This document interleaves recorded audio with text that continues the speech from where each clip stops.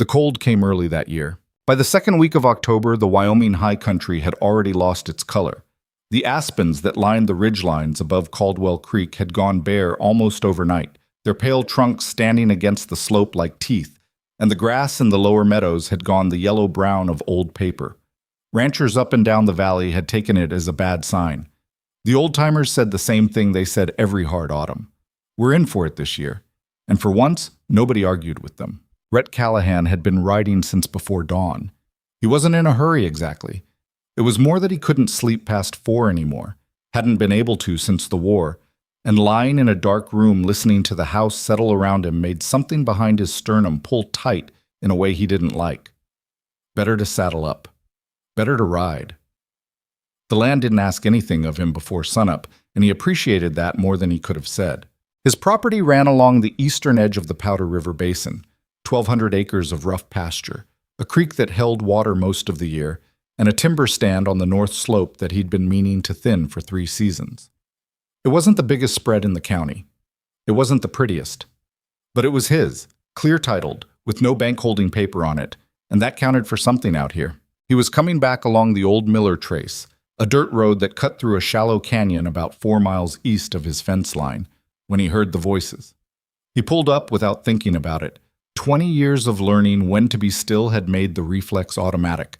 The canyon walls were close here, sandstone and red clay, and sound carried. He heard a man's voice first, high and pleading, then another voice, lower, flat in a way that made Rhett's jaw tighten. Then a third sound, something he couldn't identify for a moment until he did. A woman, trying not to make any sound at all. He walked his horse forward slowly, keeping to the edge where the ground was soft, and came around the bend. There were 4 of them in the road. The man doing the pleading was slight, maybe 30, with the kind of face that suggested he'd spent a lot of years making bad decisions and knowing it.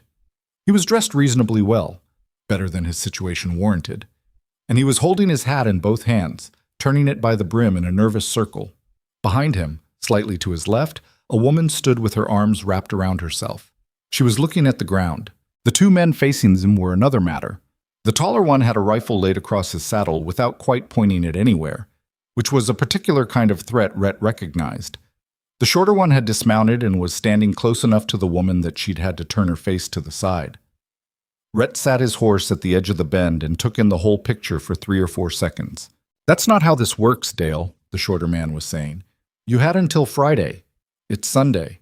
I know, but if you just give me another week—" "We gave you another week, 2 weeks ago." "Porter," the woman's voice was quiet. "Please don't do this." The man she'd called Dale, her brother Rhett would learn later, didn't look at her. "Naomi just—" "Mr. Voss said it himself," the shorter man said. "Debt transfers. That's the agreement you signed." He looked at the woman then, not the way a man looks at something he values. "She comes with us. We call it square." Rhett walked his horse into the road. All 4 of them turned. The man with the rifle on his saddle sat up a little. "Morning," Rhett said. Nobody said anything. He looked at the woman, Naomi, for just a moment. She was looking back at him now. Her eyes were dark, and her face was— he couldn't have said it exactly, but the word that came to him was braced, like a person who has learned that whatever is about to happen will probably not be good, and has made some private agreement with themselves to endure it. He looked back at the 2 men. "How much?" The shorter one blinked. "What?" "The debt. How much is it?" A pause. The man glanced at his partner, then back at Rhett. $240. It was more than Rhett had in his coat pocket. Not more than he had, period. He'd been to the bank in Harlow 3 days ago to deposit the sale proceeds from his fall cattle. A better-than-average year, dry summer notwithstanding. And the cash was still in the strong box under the floor of his office because he hadn't gotten around to deciding what to do with it yet. He'd also, in his life, made a certain number of decisions that he couldn't entirely explain afterward. Sometimes you just know that you're at one of those moments where you either do the thing or you don't. And if you don't, you'll carry it. "I'll pay it," he said. The shorter man's name was Cruz. He didn't like the arrangement. That was plain enough. But he wasn't the kind of man who turned down cash money. And when Rhett produced it from the envelope he'd had to ride back to the ranch to retrieve, Cruz took it counted it twice, and pocketed it without ceremony. "This doesn't mean anything to Voss," Cruz said. "You understand that. He'll want to know who paid." "Tell him Callahan, east side of the basin. He knows where the land is." Cruz looked at him for a moment with something that might have been calculation.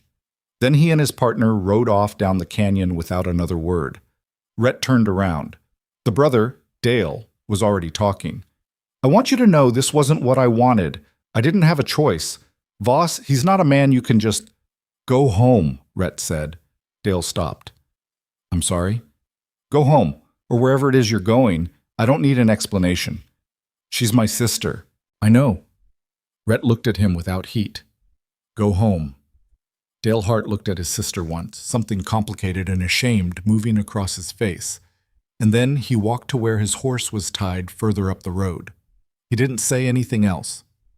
A minute later, he was gone around the bend, and the sound of his horse faded into the distance. And then there was just the wind in the canyon and the two of them standing in the road.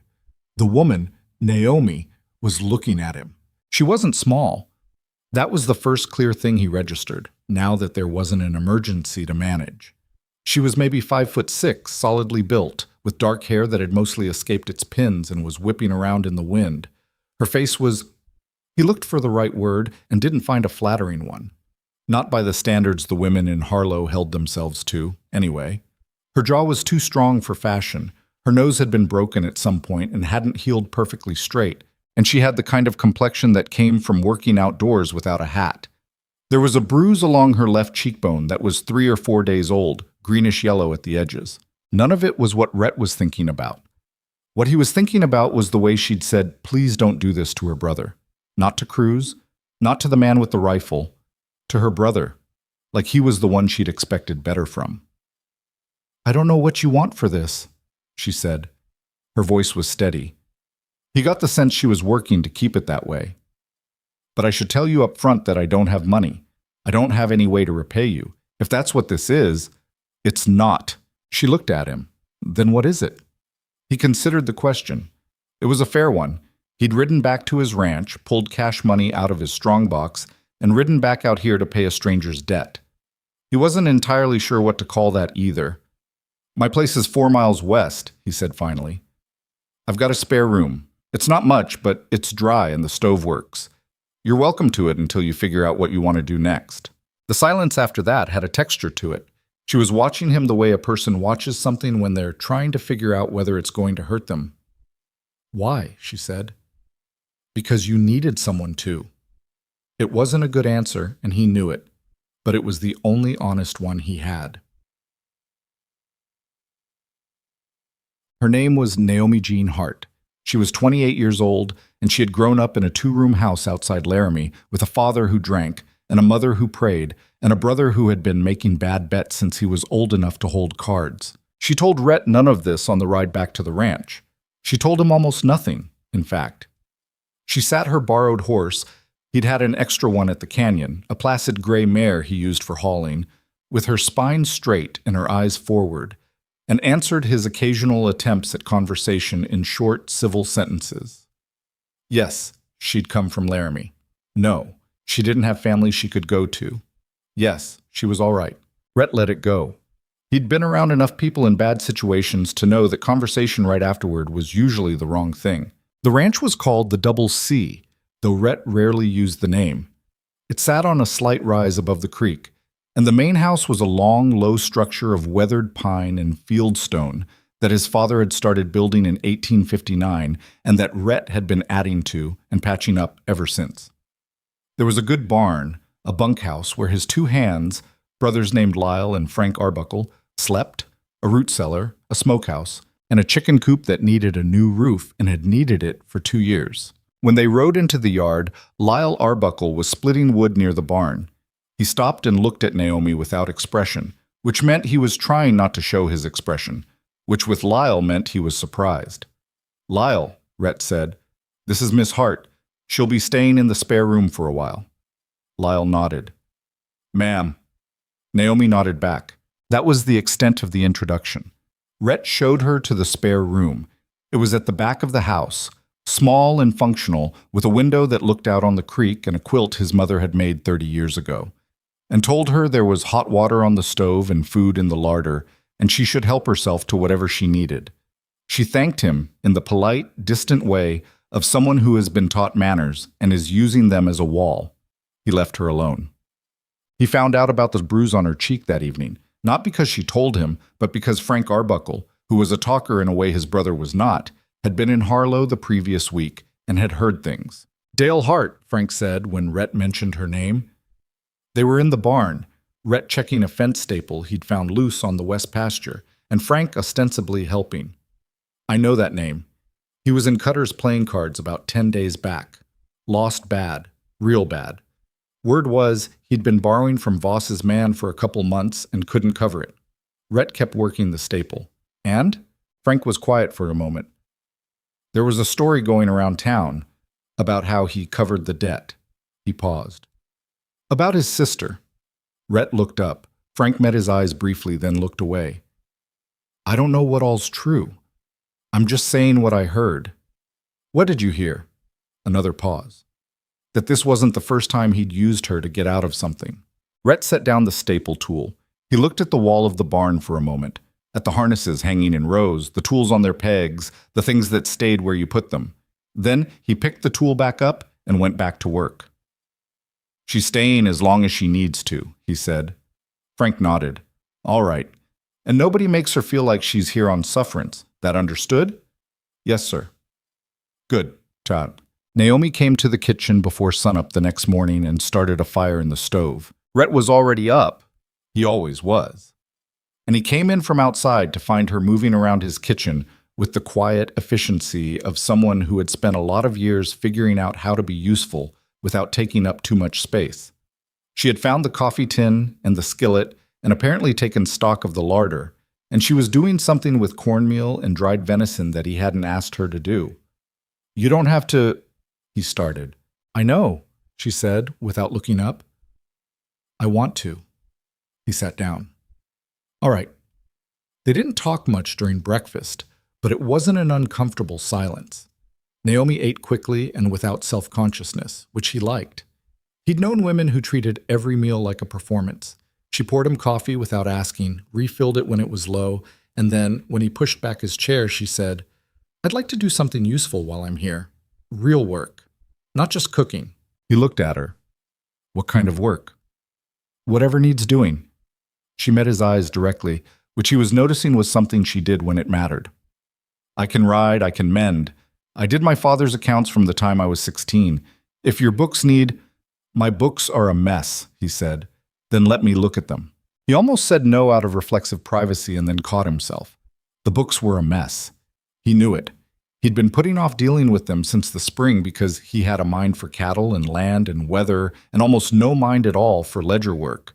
He'd been having a neighbor's wife in once a month to reconcile the accounts, but she'd taken sick in September and he hadn't found a replacement. All right, he said. After the morning chores.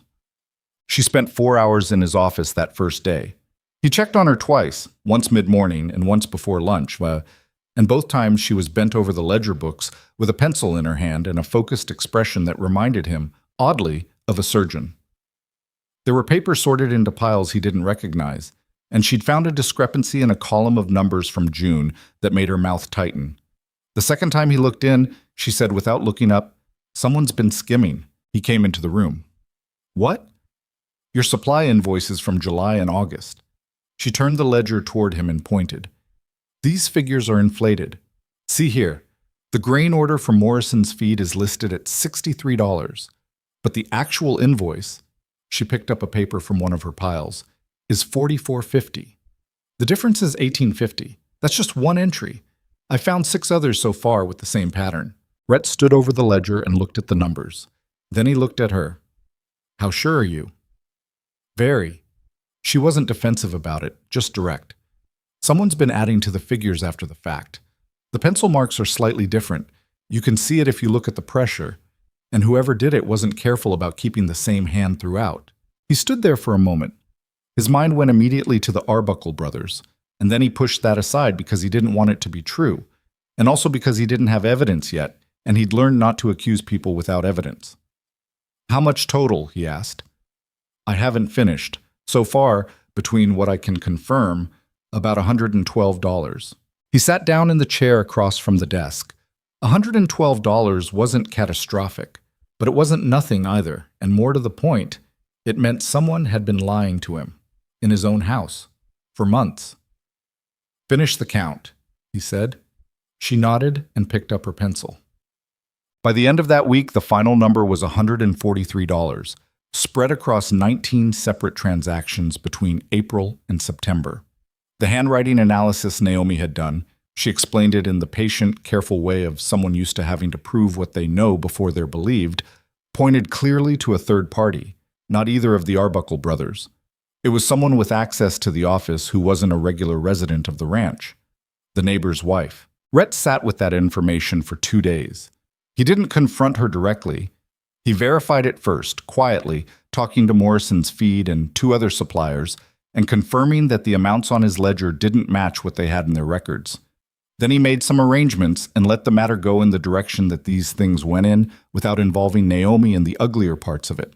But something had shifted on the ranch in that first week. He'd brought in a stranger to stay in his spare room, and the stranger had turned out to be someone who paid attention, who caught things that other people missed, who did the work without making a show of it. Lyle Arbuckle, who was slow to warm to people, had started nodding at her in the mornings with something approaching respect. Frank, who was not slow about anything, had started including her in conversation at dinner. Rhett watched all of this from a slight distance, the way he watched most things. He did not think about the bruise on her cheek, which had faded now to almost nothing. He did not think about Crew's partner with his rifle, or the expression on Dale Hart's face as he'd ridden away. He thought about the ranch, and the work, and getting through the winter. He thought about those things quite deliberately. The town of Harlow sat 12 miles southwest of the ranch, at the junction of 2 wagon roads that had once been important and were now merely convenient. It had a general store, a post office, a doctor who was competent on a good day, a saloon, 2 churches, and the particular social ecosystem that develops in small places where everyone has known everyone else for 20 years, and newcomers are a source of entertainment. Rhett went in for supplies on a Thursday, 3 weeks after Naomi had come to the ranch, and took her along because she'd asked to come, and he didn't have a reason to say no. He knew it would generate talk. He'd known it from the first day, when he'd brought her back to the ranch and Lyle had done his careful non-expression. A single woman, unknown, living on his property. The territory had a long memory and a short tolerance for ambiguity, and the people of Harlow would form opinions before he'd finished tying his horse. What he hadn't anticipated was the particular flavor the opinions would take. He was loading grain sacks into the wagon bed when Clara Whitmore appeared on the mercantile porch. Clara was the wife of the county's largest landowner, had been to finishing school in St. Louis, and had decided at some point in her 30s that her primary occupation was the maintenance of certain social standards. She was standing with 2 other women whose names Rhett could never keep straight, and all 3 of them were looking at Naomi, who was 20 feet away examining a display of dry goods. "Mr. Callahan," Clara said. Her voice was pleasant in the way that a closed door is pleasant. It doesn't do anything to you, but it makes clear you're not coming in. "Is that the woman you've taken in?" Rhett kept loading grain. "I have a guest, yes." "How charitable." A pause. "She's from Laramie, I've heard." "That's right." The sound carried a great deal without saying anything. "Well, it's very kind of you to help someone in difficult circumstances." He finally looked up at her. Clara held his gaze with the serenity of a woman who has never in her life had to wonder if she was worth looking at. "She's managing the books at the Double C," he said. "Found $140 in fraudulent entries the first week. I'd call that skilled work rather than charity." Clara's expression didn't change, but something around her eyes did. "Of course," she said, and turned back to her companions. Rhett went back to loading. Across the way he could see Naomi at the dry goods display. She'd heard. He was certain she'd heard. The porch wasn't far, and Clara didn't moderate her voice as a matter of principle. Naomi's back was straight, and she was holding a bolt of blue cloth that she was studying with intense focus. She wasn't going to give anyone the satisfaction of reacting. He finished with the grain and walked over to her. "Did you find what you needed?" he asked. She set the cloth down carefully. "Yes," she said. Her voice was even. "I think so." They walked back to the wagon together.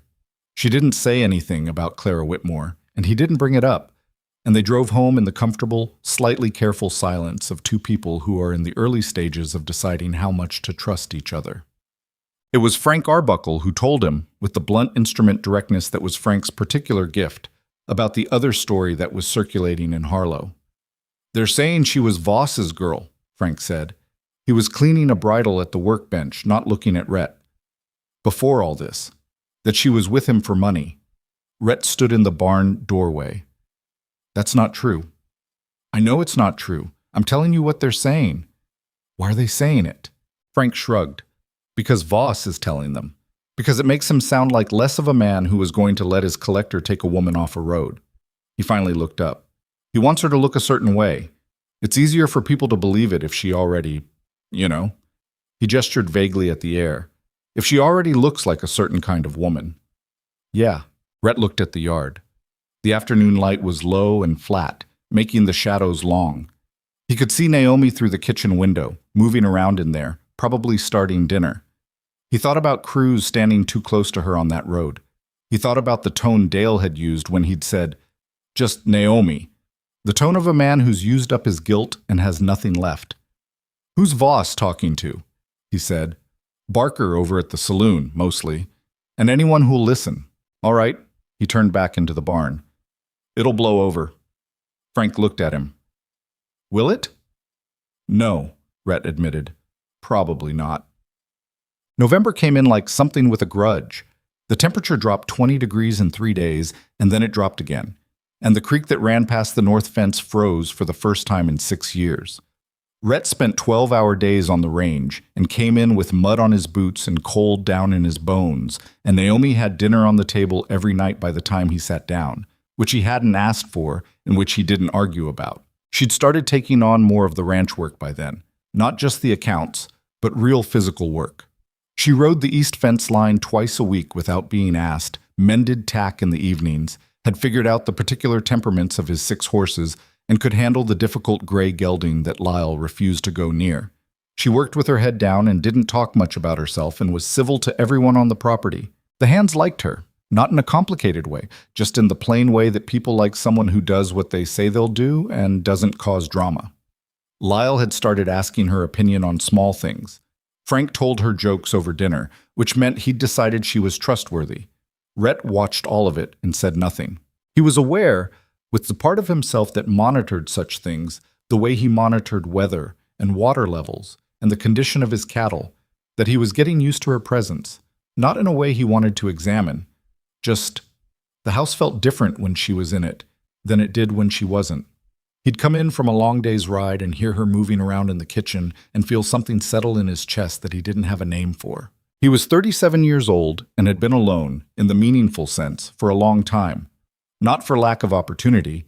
Clara Whitmore had made certain things plain on 2 separate occasions, and there had been a widow over in Casper that his friend Haskell had introduced him to, who was perfectly nice and had made him feel absolutely nothing. He was accustomed to his own company.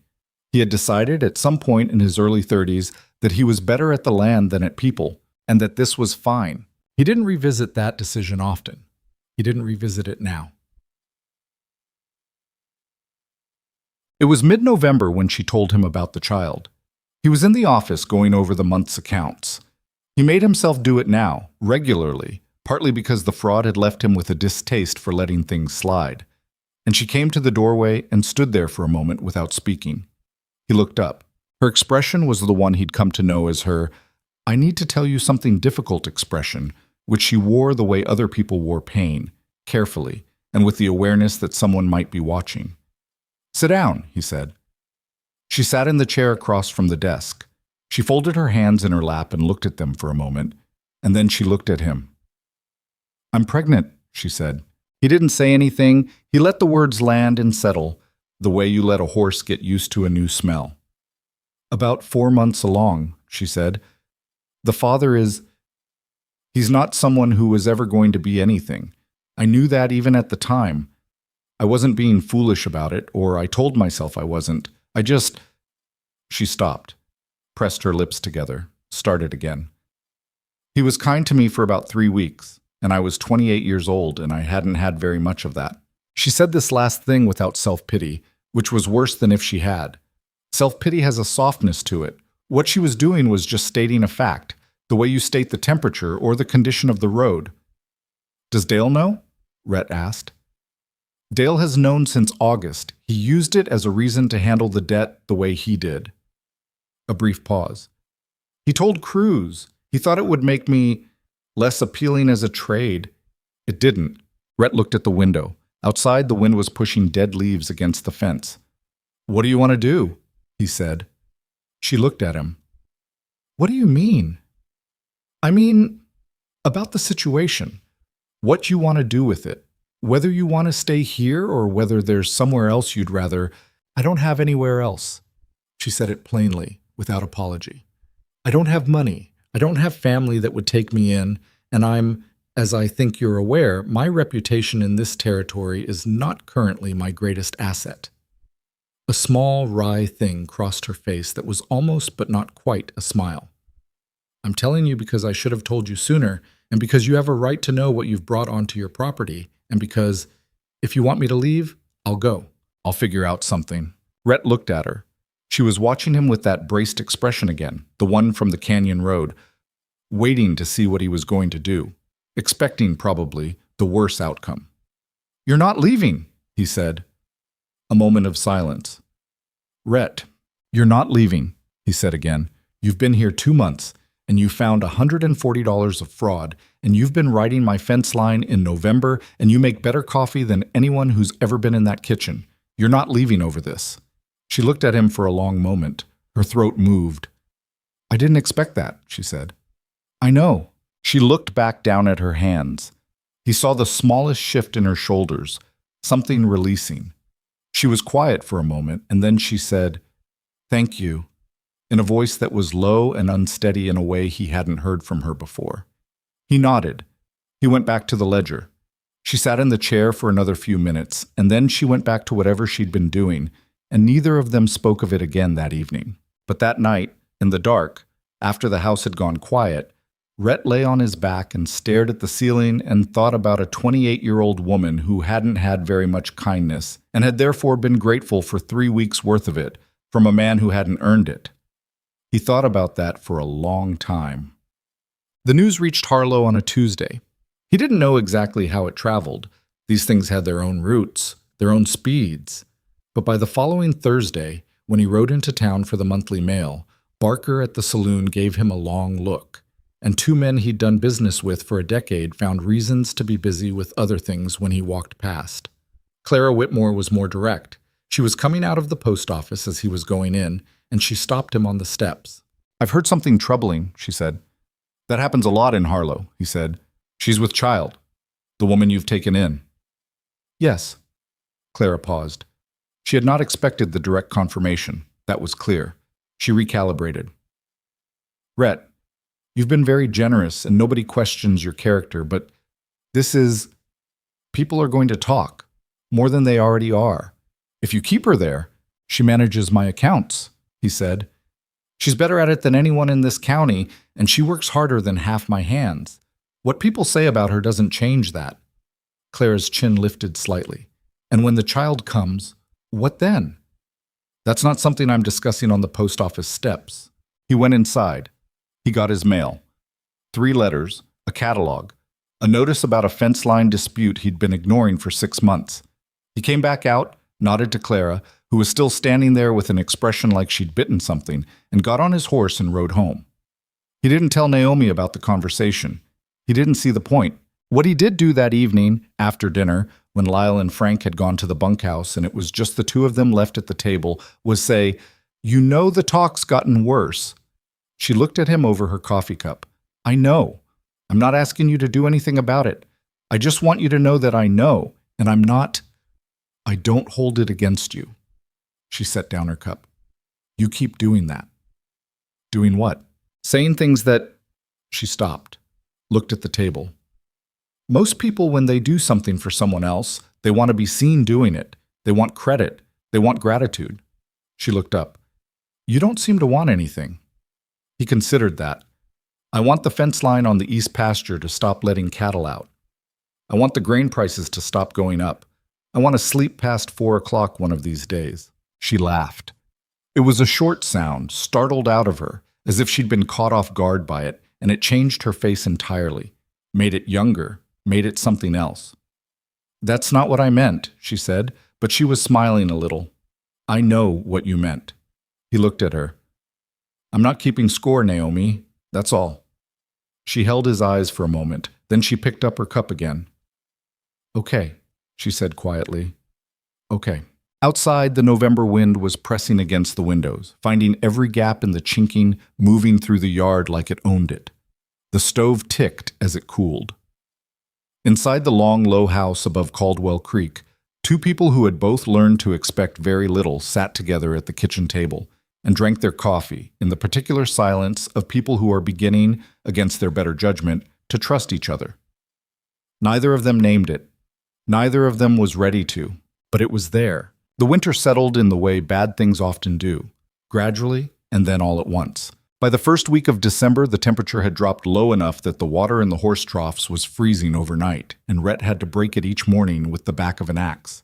The creek was completely iced over now, a dull gray-white strip through the brown meadow grass, and the cattle had moved themselves to the south slope, where the wind broke against the ridge, and the cold was half a degree less miserable. It wasn't yet the worst winter the Powder River Basin had seen, but it had the feel of something working up to it. Naomi started showing in December. Not dramatically. She was a solidly built woman, and she wore her clothes loose in the practical style of someone who spends their days moving and bending. But Rhett noticed, and he was fairly sure the Arbuckle brothers noticed too, though neither of them said anything. Lyle had taken to leaving the heavier feed sacks near the barn door rather than stacked in back, so she wouldn't have to carry them as far. He did this without comment, without ceremony, in the way that good people do kind things, quietly, so the other person doesn't have to feel indebted. Naomi noticed. Rhett saw her notice. She didn't say anything either. The days had a rhythm to them by then, a shape that he hadn't planned for but had stopped being surprised by. He was up before dawn, out to the cattle and the fences and whatever the day required. She was up shortly after, managing the house and the books and, increasingly, the small operational decisions of the ranch that he was happy to delegate, because she was better at them than he was. Who to buy supplies from, how to negotiate the hay bale price with the outfit on the north end of the valley, whether the fence line repair on the east pasture could wait until spring or needed doing now. She had a way of thinking through problems, laying them out, turning them over, discarding the bad options, that reminded him of the best officers he'd served under. No drama, no ego, just the work. He told her this one evening, and she looked at him with a flat skepticism that said she suspected a compliment was incoming and wasn't sure what to do with it. "That's a fairly high standard," she said. "I mean it plainly." She went back to the ledger she was working on. "I'll take it plainly then." What she didn't say, and what he understood without it being said, was that she'd spent most of her adult life being told she wasn't capable of the things she was demonstrably capable of. Not in direct ways, Bob. People rarely said that kind of thing directly. It was more the accumulated weight of small dismissals. The way her brother had spoken over her. The way men in stores looked past her when she tried to conduct business. The way the accounting work she'd done for her father had simply been expected, taken for granted, never acknowledged as skilled. She wasn't someone who needed a lot of praise, but she was someone who had learned to be suspicious of it, which was its own kind of damage. Rhett recognized this because it was not entirely unlike a damage he carried himself. He didn't examine this observation too closely. Set.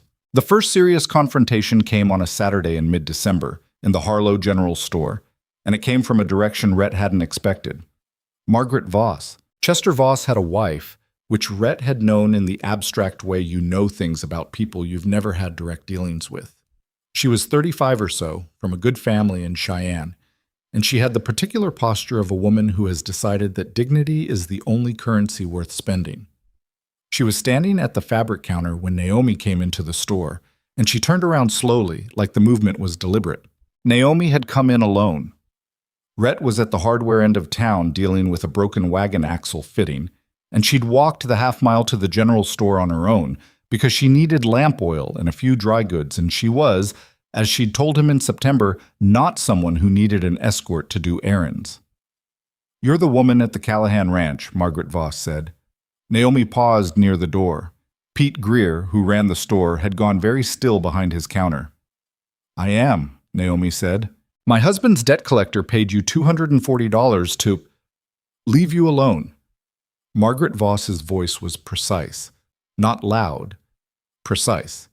And now you're living on a man's property, unmarried, carrying a child. She let that sit for a moment. What exactly are you hoping for, I wonder? The store was small enough that everyone in it could hear. An older woman at the canned goods display had turned around. Two men near the door were studying their boots. Naomi set her basket on the counter. She looked at Pete Greer. I need 2 quarts of lamp oil and a pound of dried beans, she said. And if you have any of that smoked salt pork left from last week, I'll take a 1/4 pound of that too. Pete Greer looked at her, then at Margaret Voss, then back at Naomi, and started pulling things off the shelf. I'm speaking to you, Margaret Voss said. Naomi turned to face her. She wasn't hostile. Her expression was almost entirely neutral, but she didn't look away. I heard you, Mrs. Voss. I'm buying groceries. And what you're doing to that man's reputation. His reputation was his concern when he made the decision. It's still his concern now. Naomi's voice was level. If Mr. Callahan has a problem with my being on his property, he's capable of telling me himself. Margaret Voss's jaw tightened. You don't understand how it looks. I understand exactly how it looks. Naomi reached into her coat pocket and put coins on the counter. I also understand that the way things look and the way things are have never had much to do with each other in my experience. She picked up her basket, smiled briefly at Pete Greer, who looked like he'd rather be anywhere else on earth, and walked out of the store. She told Red about it that evening with the same flat, careful tone she used to describe fence repairs. He listened without interrupting. You all right?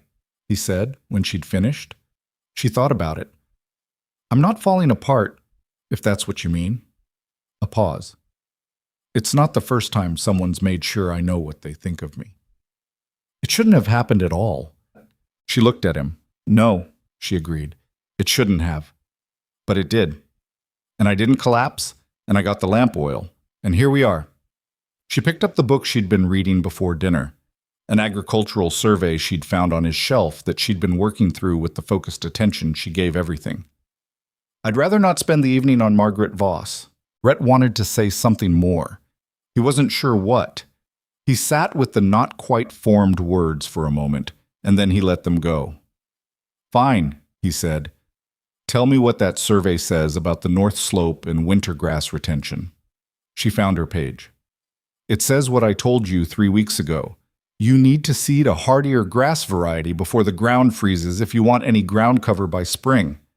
The ground's already frozen. Yes, which is why I told you 3 weeks ago. He almost smiled. You could have led with that. I did, she said, not looking up. You were listening to Lyle talk about the bull. He had been. He had no defense. He went back to his own reading.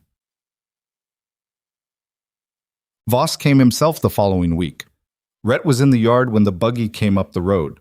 A good buggy, well kept, the kind that announced its owner without him having to say a word. Chester Voss was a broad-floored man in his mid-50s who had made his money in money lending and land acquisition, and who had the specific confidence of someone who had never in his adult life been told no by anyone who mattered. He climbed down from the buggy without hurry. He looked around the yard, at the barn, the bunkhouse, the house, with the assessing gaze of a man calculating worth. Callahan, he said, not unfriendly. The tone of someone who assumes he has the upper hand. Rhett was holding a fence post he'd been about to carry to the barn. He didn't set it down. Voss? Cold one. It is.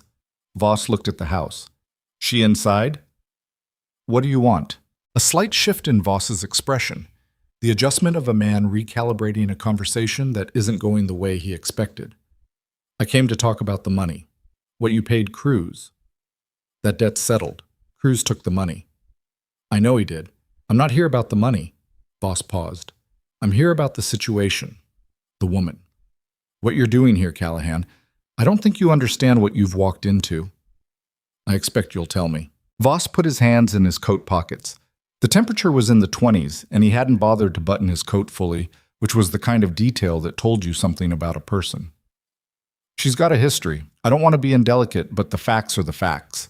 The man who fathered that child, none of your business, is a man who had dealings with me.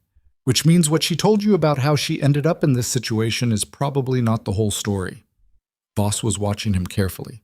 I'm not trying to cause you difficulty. I'm trying to keep you from being made a fool of.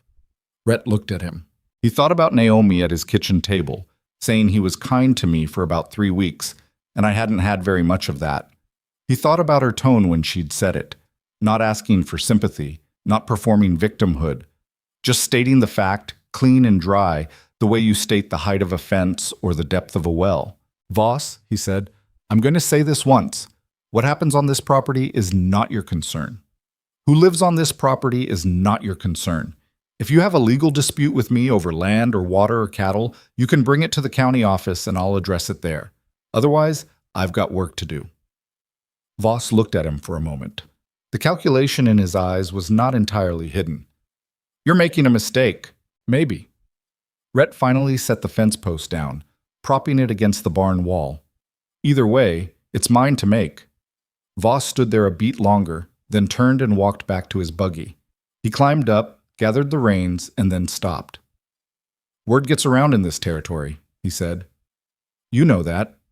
It does, Rhett agreed. So does the truth, eventually. Voss flicked the reins and the buggy moved off down the road.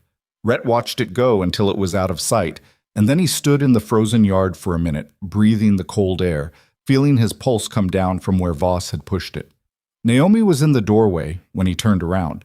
She'd seen the whole thing through the window, clearly. She was holding a dish towel in one hand, and her face had the closed, careful look it got when she was deciding how much to feel about something. You didn't have to do that, she said. I know. He's going to make trouble. He was already making trouble. Rhett picked the fence post back up. Go finish whatever you were doing.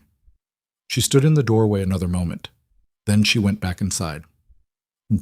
January came in gray and implacable.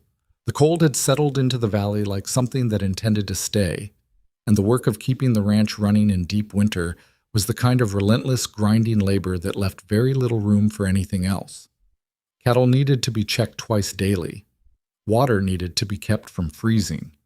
Fences that the wind damaged had to be repaired in conditions where your fingers went numb in 10 minutes and the snow blew sideways off the ridgeline. Rhett worked. The Arbuckle brothers worked. Naomi worked, within the limits he'd quietly and indirectly begun to impose, not as explicit rules, because she would have rejected those, but as the kind of arrangements that get made without being announced.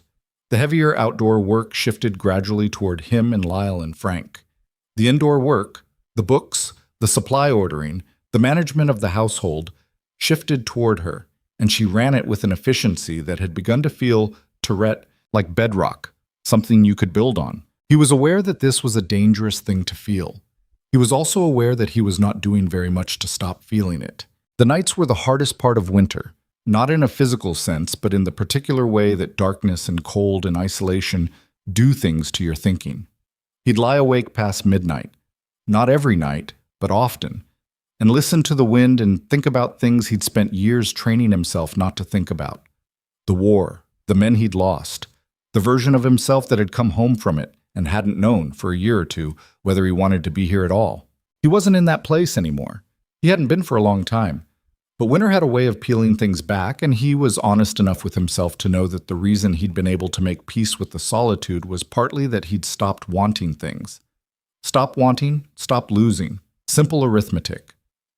He wasn't sure when that arithmetic had started to feel less settled than it had. The ranch hands from the Whitmore spread came in the second week of January. There were 3 of them. Cow hands Rhett recognized from county roundup work.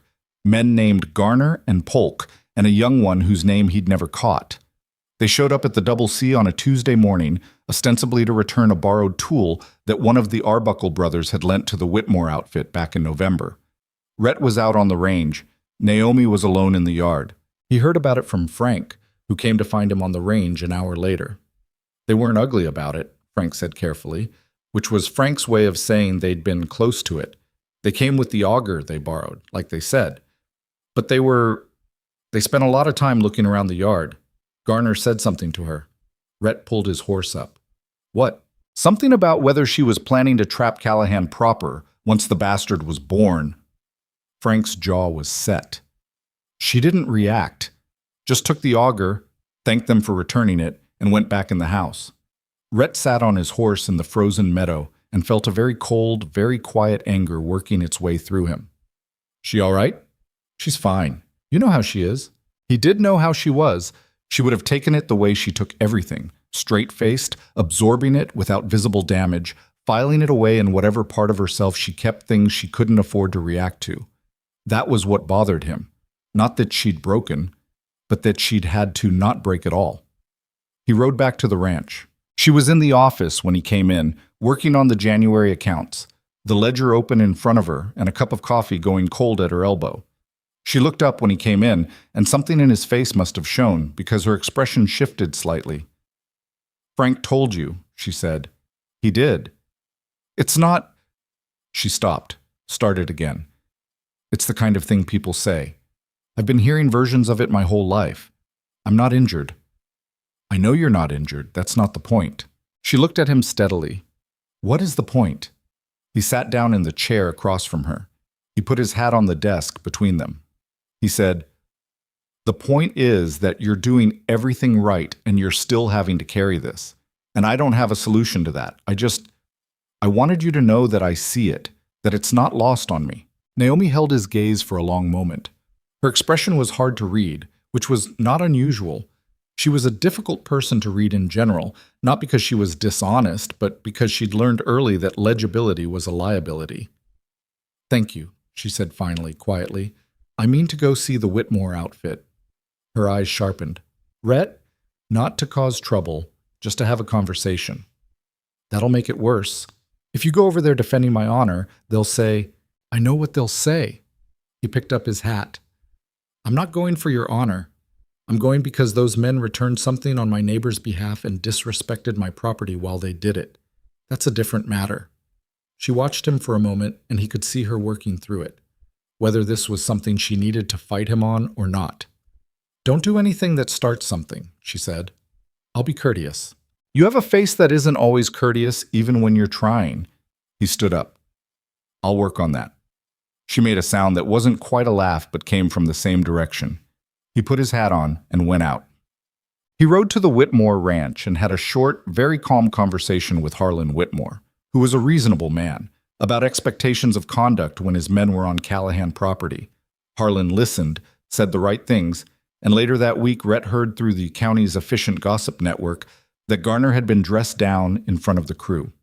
He didn't know whether it changed anything, and he didn't tell Naomi about it, because that would have required explaining what he'd done, and she'd said she didn't want him to do it. What he told her was nothing, and she didn't ask.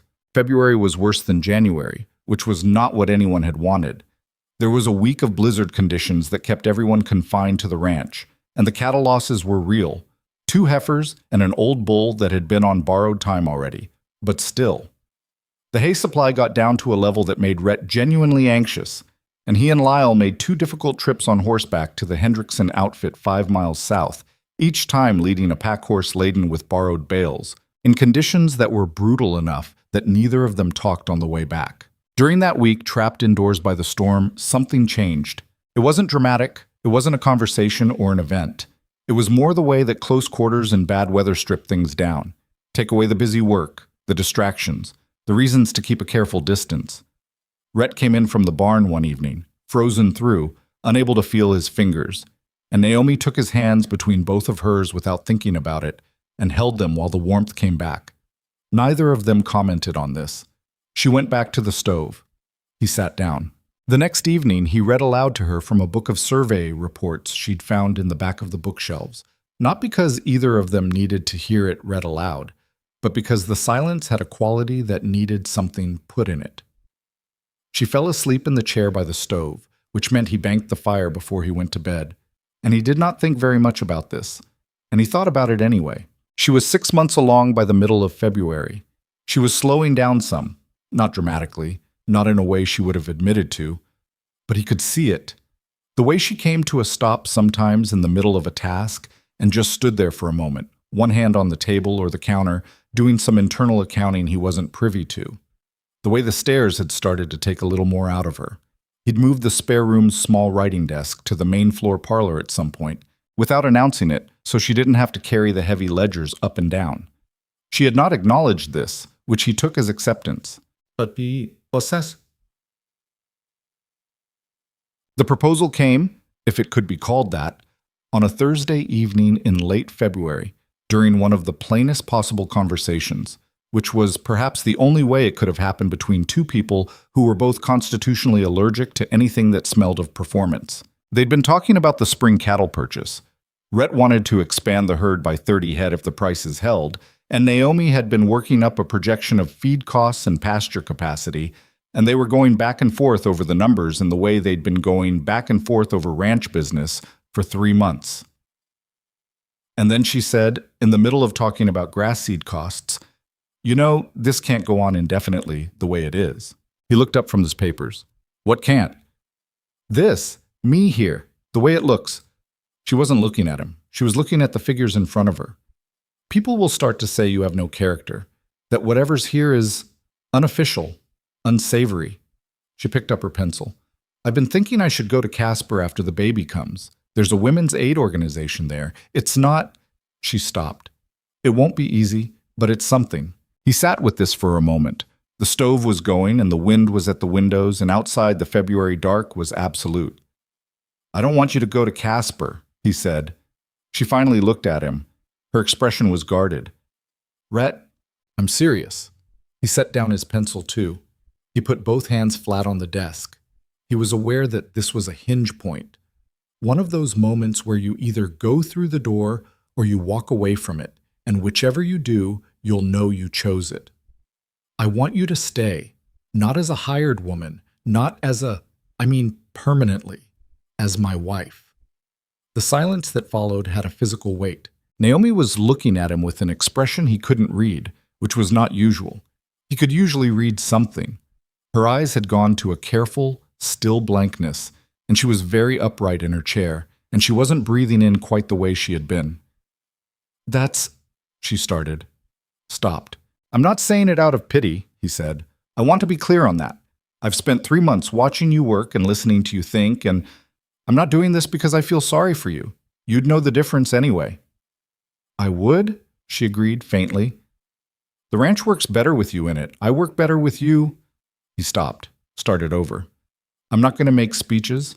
You know I'm not good at them. I'm just asking." Naomi looked at her hands. The firelight moved across her face. Outside, the wind pressed against the glass. "You know what they'll say," she said. "If I'm your wife and the baby comes and I know exactly what they'll say." He paused. "I'd ask you to think about whether that's ever stopped you from doing what you thought was right." That reached her. He saw it in the slight shift of her jaw, the way she pressed her lips together. "It's not the same," she said. "Choosing what's right for myself is one thing. Tying you to something that ruins your standing— my standing." He said it without heat. "Naomi, I've got 1,200 acres and nobody left to leave it to. I've got 2 good hands and a cattle operation that almost got robbed blind until you came along and caught it. My standing with Clara Whitmore and Chester Voss is not the thing I'm most concerned with at present." She looked at him. Her eyes were too bright, and he recognized this as something she was fighting, and he looked back at her steadily. "I'm scared," she said. And then, as if the honesty surprised her, I'm not scared of you. I want to be clear about that. I'm scared of needing this, needing any of it being taken away. That's the most honest thing you've ever said to me." "I know."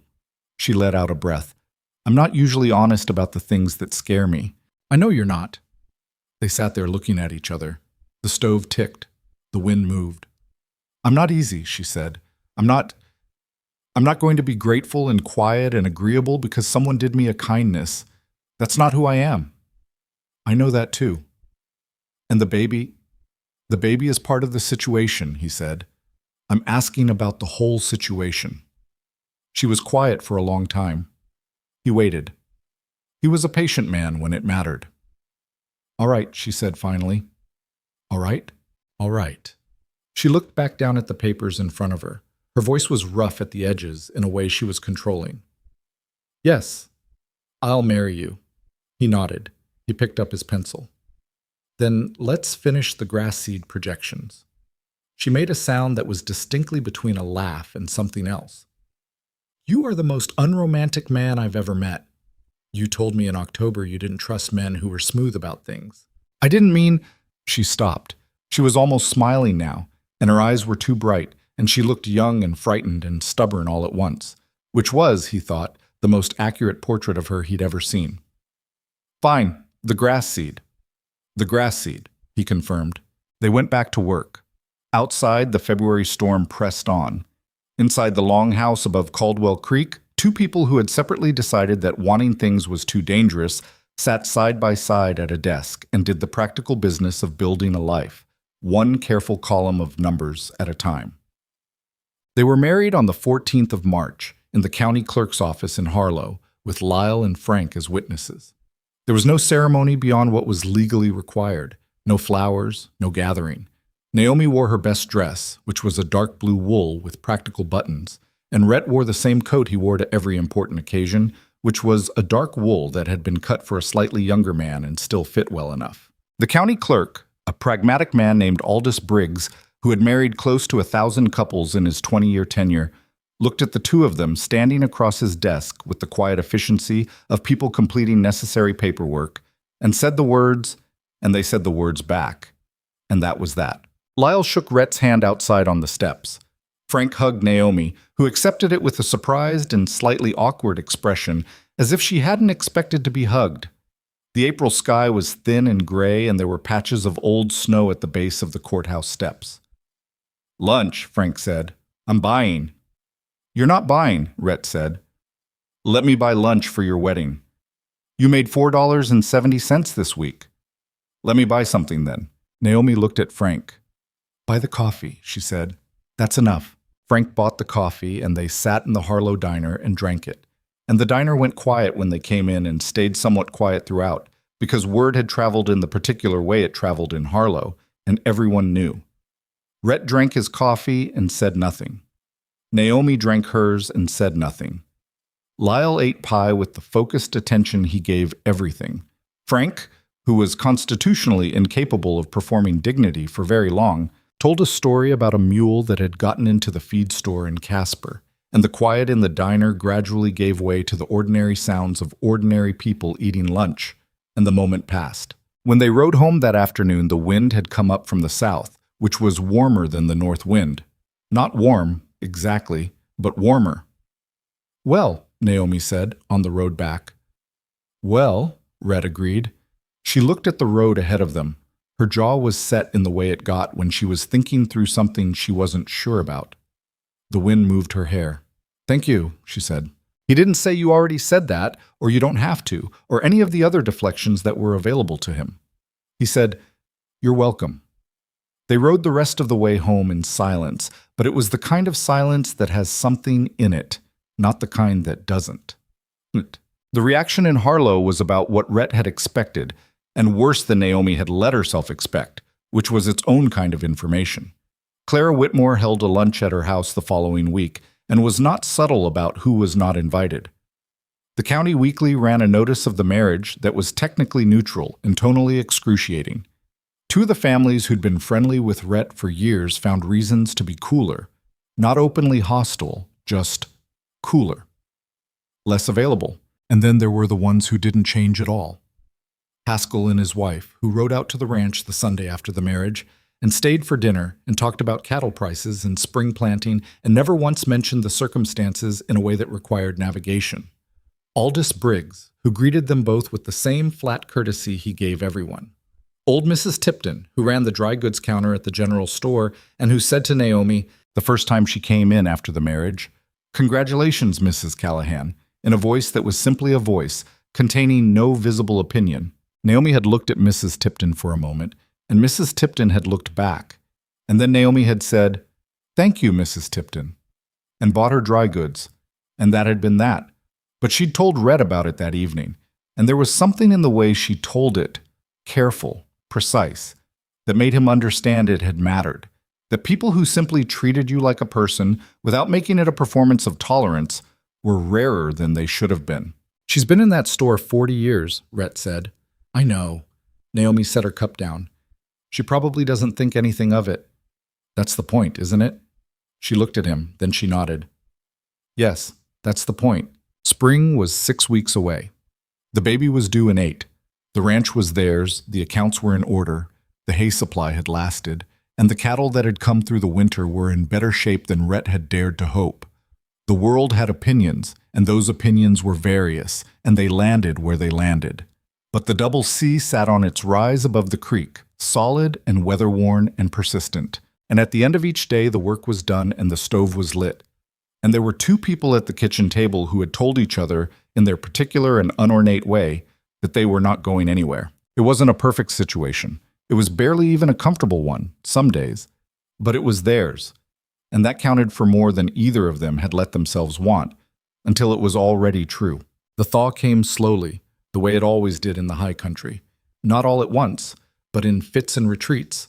A warm week followed by a hard freeze, followed by 3 days of mud that made every trip across the yard an exercise in patience. The creek broke up in the last week of March, the ice going out in a single loud night that Rhett lay awake through, listening to the grinding and cracking that sounded in the dark like something enormous being rearranged. By April, the south slope was showing color. Not much, just the first pale green of new grass coming up through the brown mat of last year's growth. But enough. Enough to mean the worst of it was behind them. Naomi was 7 months along, and she had stopped pretending that the physical weight of it wasn't real. She didn't complain. That wasn't her way. But Rhett had learned to read the small signals, the way she'd brace one hand against the counter when she stood up, the slight pause before she climbed the porch steps, the evenings when she sat very still in the chair by the stove with an expression of inward concentration that had nothing to do with whatever book or ledger was open in her lap. Her body was doing something enormous, and she was managing it with the same methodical stubbornness she brought to everything, and he watched this from a careful distance and said nothing about it because she didn't want him to. What she wanted was to be treated normally, and he did his best. The ranch hands had adjusted to her new status with varying degrees of grace.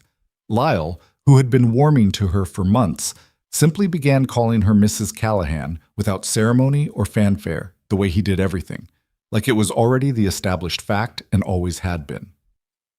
Frank, being Frank, had given a small speech at dinner the week after the marriage that was embarrassing in its sincerity, and that Naomi had received with the expression of someone being given a gift they don't know how to hold. She'd thanked him briefly and changed the subject, and Frank had looked at Rhett over her head with an expression of pure, transparent feeling that Rhett had pretended not to see. The ranch worked. That was the simple truth of that spring.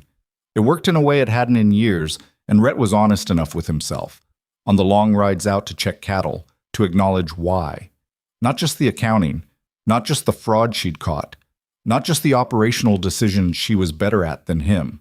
It was something harder to name, the sense that the place had a center again, that there was someone who cared about it with the same particular investment that he did, who saw its problems and its potential and its daily demands not as obstacles, but as the actual substance of something worth building. He had not told her this. He wasn't sure he had the words for it that didn't sound like more than he was ready to say. The letter from Dale Hart arrived on a Wednesday morning in early April. Naomi was at the kitchen table when the mail came in. Lyle had made the run to Harlow, and she took the envelope and looked at the return address for a moment without opening it. Just looked at it, the way you look at something you've been waiting for and aren't sure you want. Rhett was at the stove refilling his coffee. He saw her expression and said nothing. She opened it. She read it. She set it down on the table. He waited. "He's in Denver," she said finally. "He says he wants to know if I'm all right. He says he's sorry for what happened." "Are you going to write back?" A long pause. She was looking at the letter, not at him. "I don't know." "You don't have to." "I know I don't have to." She picked up the letter and folded it along its original crease. Her hands were deliberate. "He's my brother. He's done more damage than... But he's still the only family I have left." She set the folded letter on the table and looked at it. "That's a terrible thing to be true." "It is. I'm not going to forgive him. I want to be clear about that. She was very still. I'm not ready for that, and I'm not sure I ever will be. But I don't want to cut the rope entirely either. Not yet. A pause. Is that weak? No, Rhett said. It feels weak. Holding on to something complicated isn't weak.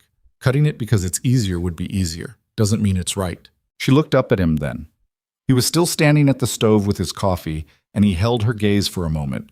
The look of a man who has said what he means and isn't going to dress it up. And she looked back at him with something that was almost but not quite gratitude. Something more complicated than gratitude. I'll think about it, she said. All right. She put the letter in her apron pocket and went back to the ledger she'd been working on, and neither of them mentioned it again that day. But that evening, after dinner, she sat at the small writing desk in the parlor for an hour with paper and a pen, and Rhett did not walk past the doorway more than once, and did not look in, and busied himself with things in the other part of the house. When she came to bed that night, they'd been sharing the same room since the marriage, a practical arrangement that had settled into something neither of them named. She said quietly, in the dark, I wrote him back. I told him the basics. I didn't tell him where I was. Okay, Rhett said. I might tell him eventually. After the baby comes. She stopped. I'm not ready to have him here yet. Your call. She was quiet for a moment. Thank you for not having an opinion about it. I have an opinion. Thank you for not saying it. You're welcome. She settled beside him. Outside the window, the creek ran with the sound of the thaw, steady, indifferent, ongoing. And eventually, they both slept. It was mid-April when the trouble with Voss came back, and it came from a direction Rhett hadn't fully anticipated. Not Voss himself this time, but the land. Chester Voss had been, for several years, attempting to acquire the water rights to a stretch of Caldwell Creek that ran along the eastern boundary of the Double C. Rhett had been blocking this through the county water board, which required showing up to quarterly meetings and making the same arguments repeatedly, which he found tedious but necessary. What he hadn't known, what Naomi found, buried in a 6-month-old batch of county correspondence that had gotten mixed into the general ranch mail and had been sitting in a pile he hadn't worked through, was that Voss had filed a secondary claim through a legal mechanism Rhett had never heard of, citing an obscure territorial statute about water diversion from creek systems adjacent to multiple parcel properties. She found it on a Tuesday afternoon and came to find him in the barn. You need to look at this, she said. She was holding the papers with both hands, and her expression was the focused, taut one she got when she'd found something that mattered. He read the documents. He read them again. He had no legal training, but he knew enough to know that the language was deliberately complex, and that someone had paid a real lawyer good money to make it complicated. When was this filed? He said. November, before we were married. He looked at the date stamp. November 14th. Why is this coming through now? Because the county notification was sent to the wrong address. They had your father's old postbox listed, not the rural delivery. I only found it because it was in the wrong pile. She took the papers back and looked at the bottom page. The response window closes in 3 weeks. 3 weeks. He'd had this sitting in a pile for 5 months without knowing it, and now he had 3 weeks. Who's the best land attorney in Casper? He said. Haskell would know, but based on what I can find in your files, a man named Reeves handled a similar water claim for the Hendrickson outfit 2 years back and won it. She'd already looked. Of course she had. I found a reference to it in the county board minutes. I can write to him today. He looked at her. You already have the letter written. I have the draft written. I didn't want to send it without telling you. He handed the documents back.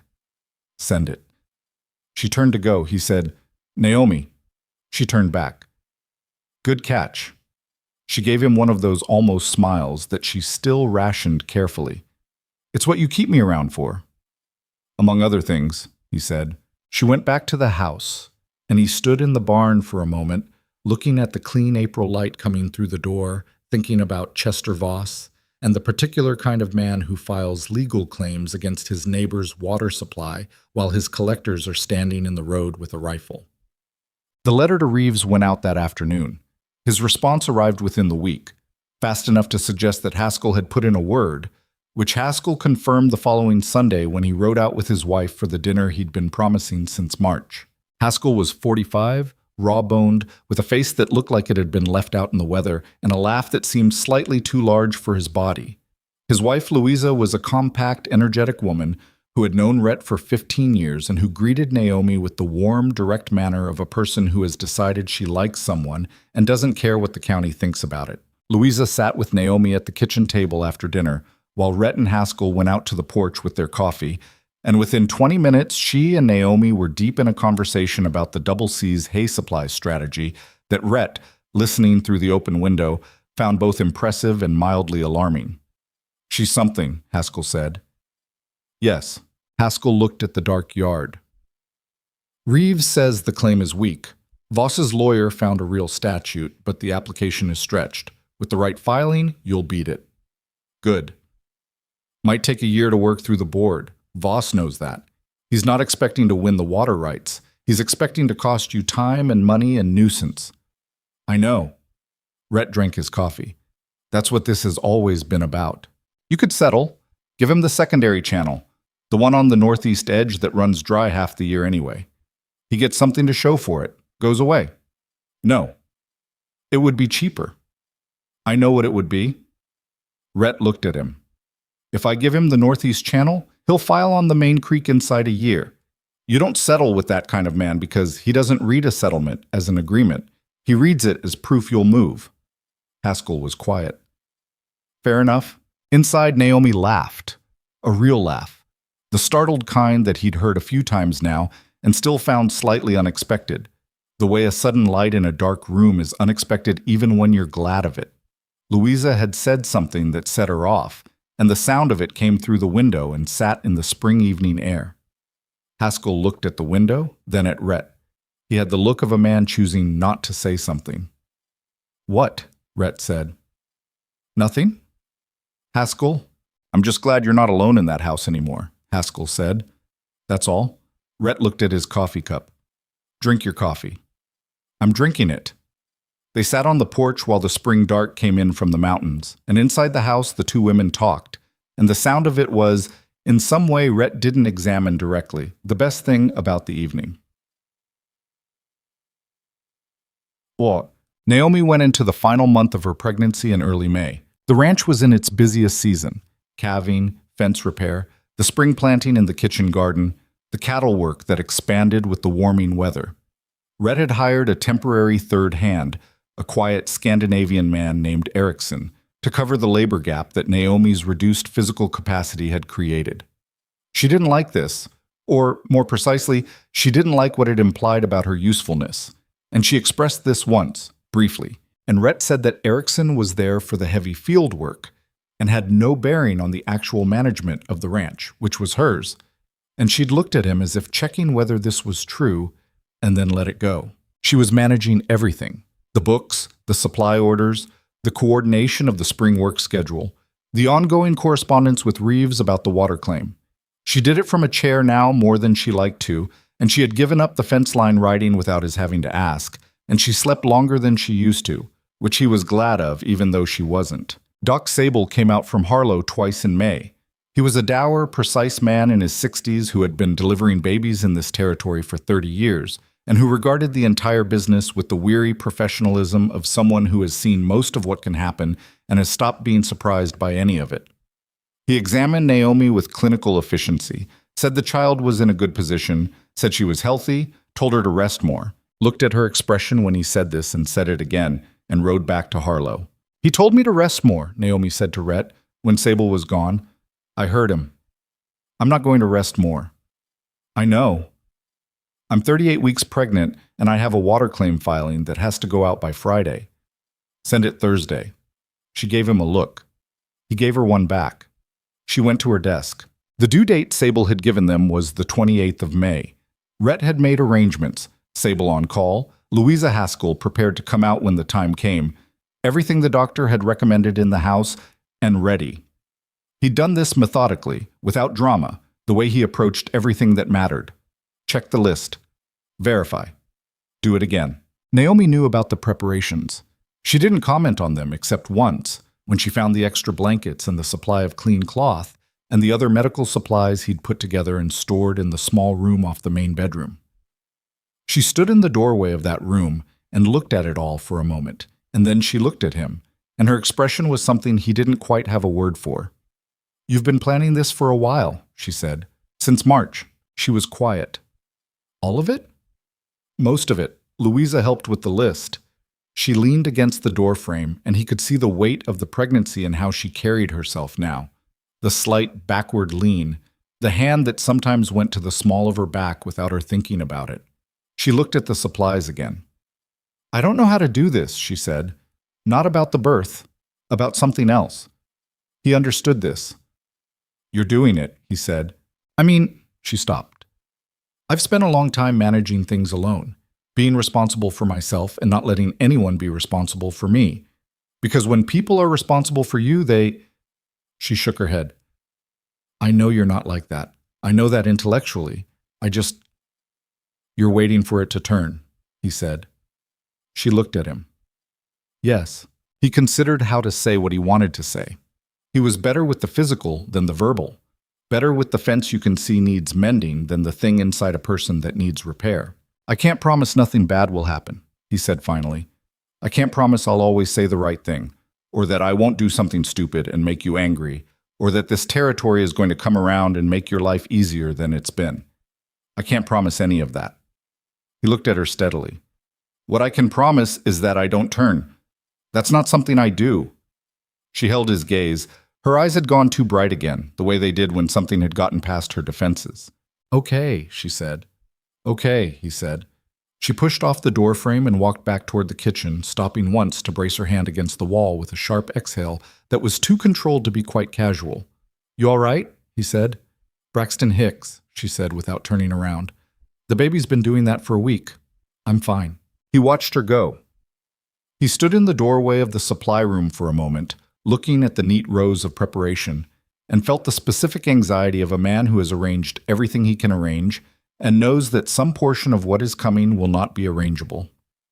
The storm came in on the 22nd of May, 6 days before the due date. It had been building to the northwest for 2 days. Rhett had watched the cloud bank coming in from the mountains with the instinctive wariness of a man who has spent decades reading weather in this country. He'd thought it would be rain. Spring storms in the basin were usually rain. He'd brought the cattle in, secured the barn, stocked extra firewood on the porch. What came was not rain. It started as sleet around mid-morning, a hard horizontal sleet that came with a north wind and dropped the temperature 15 degrees in 3 hours. By noon it was snow, the heavy wet kind that bent fence posts and brought down old branches, and by mid-afternoon it was a full blizzard, the wind driving it parallel to the ground so that from the house you couldn't see the barn. A late May blizzard. Rare, but not unheard of. Brutal in a way that winter storms weren't, because the land was unprepared for it.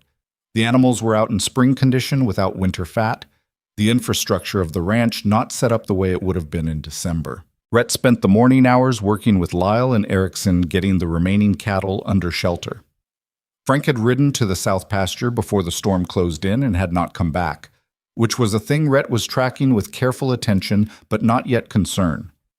Frank was competent, and there was a line shack on the south pasture, and if Frank was smart, he'd gone there. Rhett told himself this and believed it, and watched the yard through the white noise of the storm anyway. Naomi was inside. She had been inside since morning, managing the usual work, and when Rhett came in at noon to eat and warm up, she was at the kitchen table with the account books and a cup of tea, looking at the storm through the window with an expression that was more inward than outward. "You've been watching the window like that since breakfast," he said. "I've been having contractions since breakfast," she said. He set down his coffee cup. "They're not close together," she said immediately, in the tone of someone who has already run the numbers and doesn't need help with them. "I know how this is supposed to work. They're still far apart. Early labor." She looked at him. "Don't do the face." "What face?" "The face you're doing." He sat down.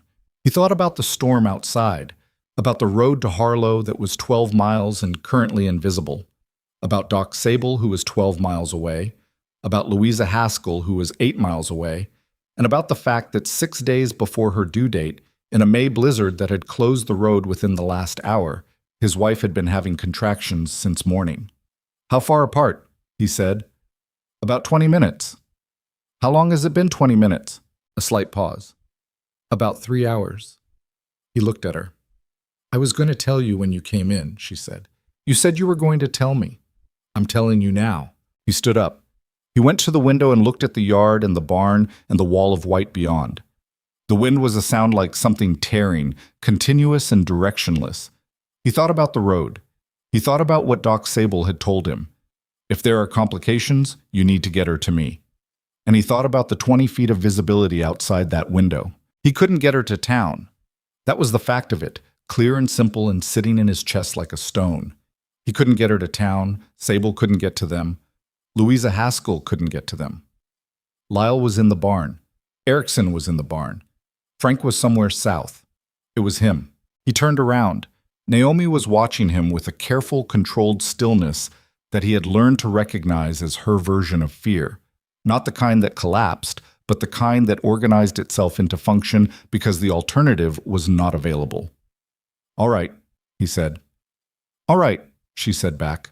Neither of them said what they were both thinking, which was that they were alone in a blizzard, and the baby was coming early, and neither of them had done this before, and the nearest doctor was 12 unreachable miles away.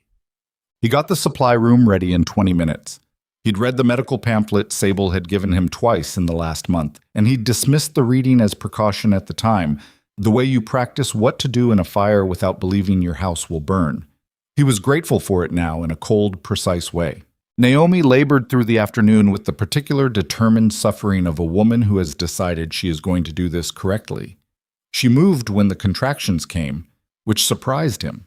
He'd expected stillness, but she walked, slow circuits of the bedroom, stopping when the pain peaked and gripping the footboard of the bed with both hands, and then moving again when it passed.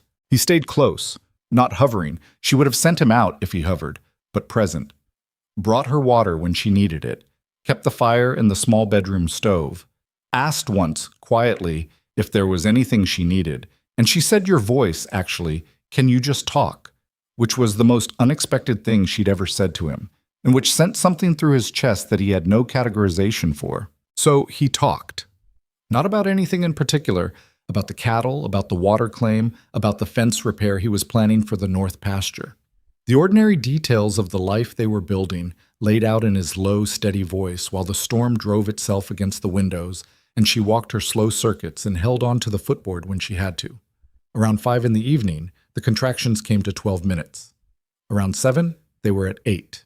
"Rhett," she said, between contractions, in a voice that was worn but steady. "If something goes wrong, I need you to—" "Nothing is going wrong. I need you to listen to me." He looked at her. If it comes to a choice," she said carefully, "between me and the baby, you make the choice for the baby." He said nothing for a moment. "Do you hear me?" she said. "I hear you. Do you agree?" He looked at her in the lamplight, her face set and serious and more frightened than she was letting it be in her voice, and he said, "I'm not making that choice because it's not going to come to that. You can't know." "I know." She looked at him. Her jaw tightened. She started to say something else, and then the next contraction came and her words dissolved into a long, controlled exhale, and her hand found his arm and held it. He held still. He let her hold him as hard as she needed to. When it passed, she was breathing hard and she was looking at the ceiling. "You are the most infuriating man," she said. "I know.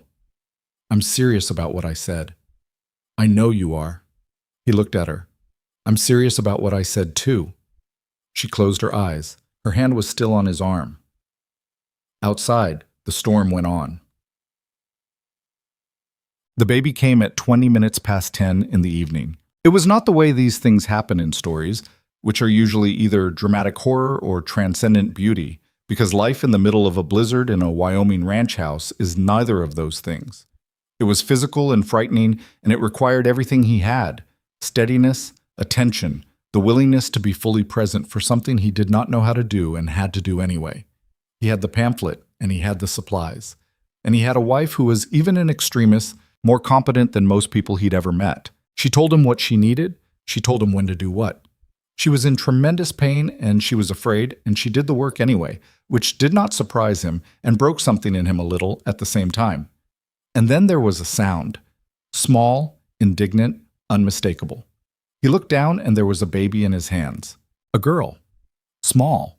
Smaller than he'd expected, which hit him before anything else did, the pure, vulnerable fact of her smallness. She was red and wrinkled and already protesting the change in her circumstances with a thin, reedy cry that was the best sound he'd ever heard in his life. He looked at Naomi. She was exhausted, and she was pale, and her hair was plastered to her face, and she was looking at him with eyes that were wet and desperate, and she said, her voice barely there, "Is she—" "She's here," he said. "She's here, and she's crying." Naomi let out a sound, not quite a sob, not quite a breath, something from somewhere beneath both. Her head went back against the pillow, and she closed her eyes, and the sound the baby was making filled the small lamplit room, and outside the blizzard pressed on, indifferent and unchanged. He took care of what needed to be taken care of. The pamphlet had been specific, and he followed it with the focused care of a man who understands that precision matters here. And then he laid the baby against Naomi's chest, and she took her with both hands the way a person takes something they had stopped believing they would get to hold. The baby was early. He could see it in her size, in the slight translucence of her skin, in the way her breathing was fast and shallow, in a way that was not quite right. He didn't say this out loud. He sat on the edge of the bed and watched Naomi hold her daughter, and he watched the baby's small chest rise and fall, and he stayed very still. "Hope," Naomi said. He looked at her. Her eyes were open, looking down at the baby. Her voice was rough and faint and absolutely certain. "Her name is Hope." He looked at the small face against Naomi's chest. The baby's eyes were closed, her hands curled into fists the size of walnuts, her entire body working hard at the simple business of being. "Hope," he said.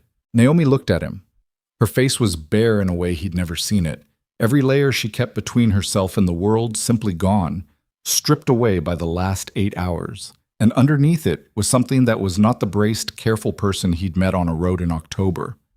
Underneath it was someone who had been waiting a long time to be allowed to want things. "She's so small," Naomi said. Her voice cracked on the last word. "She's here," Rhett said. "That's what matters right now." He reached out and put his hand over Naomi's on the baby's back, just for a moment, just to anchor it. She looked at his hand, and then she looked at him, and the storm went on outside, the old house holding against it the way it had held against every storm for 40 years, while inside, in the lamplight, 3 people who had not existed as a family 6 months ago became one. It wasn't clean, wasn't certain. The baby's breathing was still not right, and Naomi needed rest she would not get, and the road to Harlow and Dock Sable would not be passable until morning, and possibly not then. There were things that could still go wrong, and Rhett was aware of all of them, and he sat with his hand over his wife's hand on his daughter's back, and he did not allow himself to look away from any of it. Hope. It was a heavy name for something so small. But then, he thought, that was often how it worked. The small things carrying the heavy names, the difficult ground producing the things worth keeping. He sat with them until Naomi slept, the baby against her, both of them breathing. Then he went to the window and looked out at the storm. It was still bad, but the wind had shifted slightly, going a degree or two west, and he'd been reading Wyoming weather long enough to know what that meant. By morning, it would be easing. The storm broke at dawn. Rhett knew it before he opened his eyes, could feel it in the quality of the silence, the way the wind had dropped from a roar to nothing, the particular stillness that follows a blizzard, the way exhaustion follows hard work. He'd been sitting in the chair by the bedroom stove for most of the night, not sleeping, watching the rise and fall of 2 chests, Naomi's slow and deep with the sleep of someone wrung completely out, Hope's fast and shallow and not quite right. He'd been watching that small chest all night. He got up before the light was full and went to the window. The yard was buried under 2 feet of wet snow, the barn a white hump against the gray sky, the fence posts standing up from the drifts like markers. The road south was invisible, just a flat white break in the landscape where it should have been. But the sky was clearing from the northwest, the clouds pulling back to reveal a pale, washed-out blue that meant the worst was done. He had to get Sable out here. He went back to the bed and looked at Hope, who was sleeping in the crook of Naomi's arm, her face turned slightly to the side, her small mouth working occasionally in some private dream. Her color was better than it had been at birth, less that frightening bluish cast, more the red-pink of a real newborn. But her breathing was still too fast, a shallow flutter that set his nerves on edge every time he watched it long enough to count. He'd read everything in the pamphlet twice in the night. Premature infant.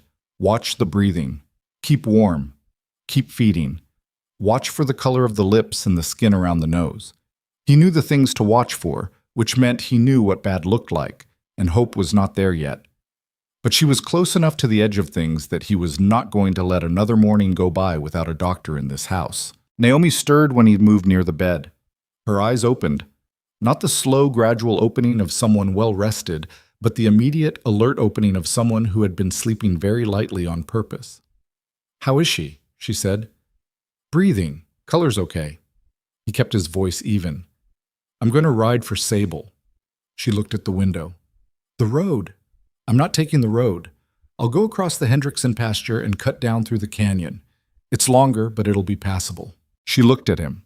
She was pale, and there were shadows under her eyes that hadn't been there before last night, and she was holding the baby with both arms in the instinctive way of someone who has decided they are not letting go. "How long?" 3 hours there and back if the horse doesn't struggle too much in the drifts." Lyle and Erickson are here. I'll tell them before I go." She was quiet for a moment, doing the same arithmetic he'd done. 3 hours, the baby's breathing. What could go wrong in 3 hours? He could see it on her face. "Go," she said. "Louisa too, if Haskell can get her out." "Go," she said again. "We'll be here." He looked at them both for a moment, his wife and his daughter in the gray dawn light of the bedroom, the stove ticking quietly, the snow-silenced world outside. And he felt something shift in his chest, the specific weight of people you are responsible for and cannot control the fate of, which is both the hardest thing and the only thing that makes a life feel real. He saddled the roan, his strongest horse, in 20 minutes.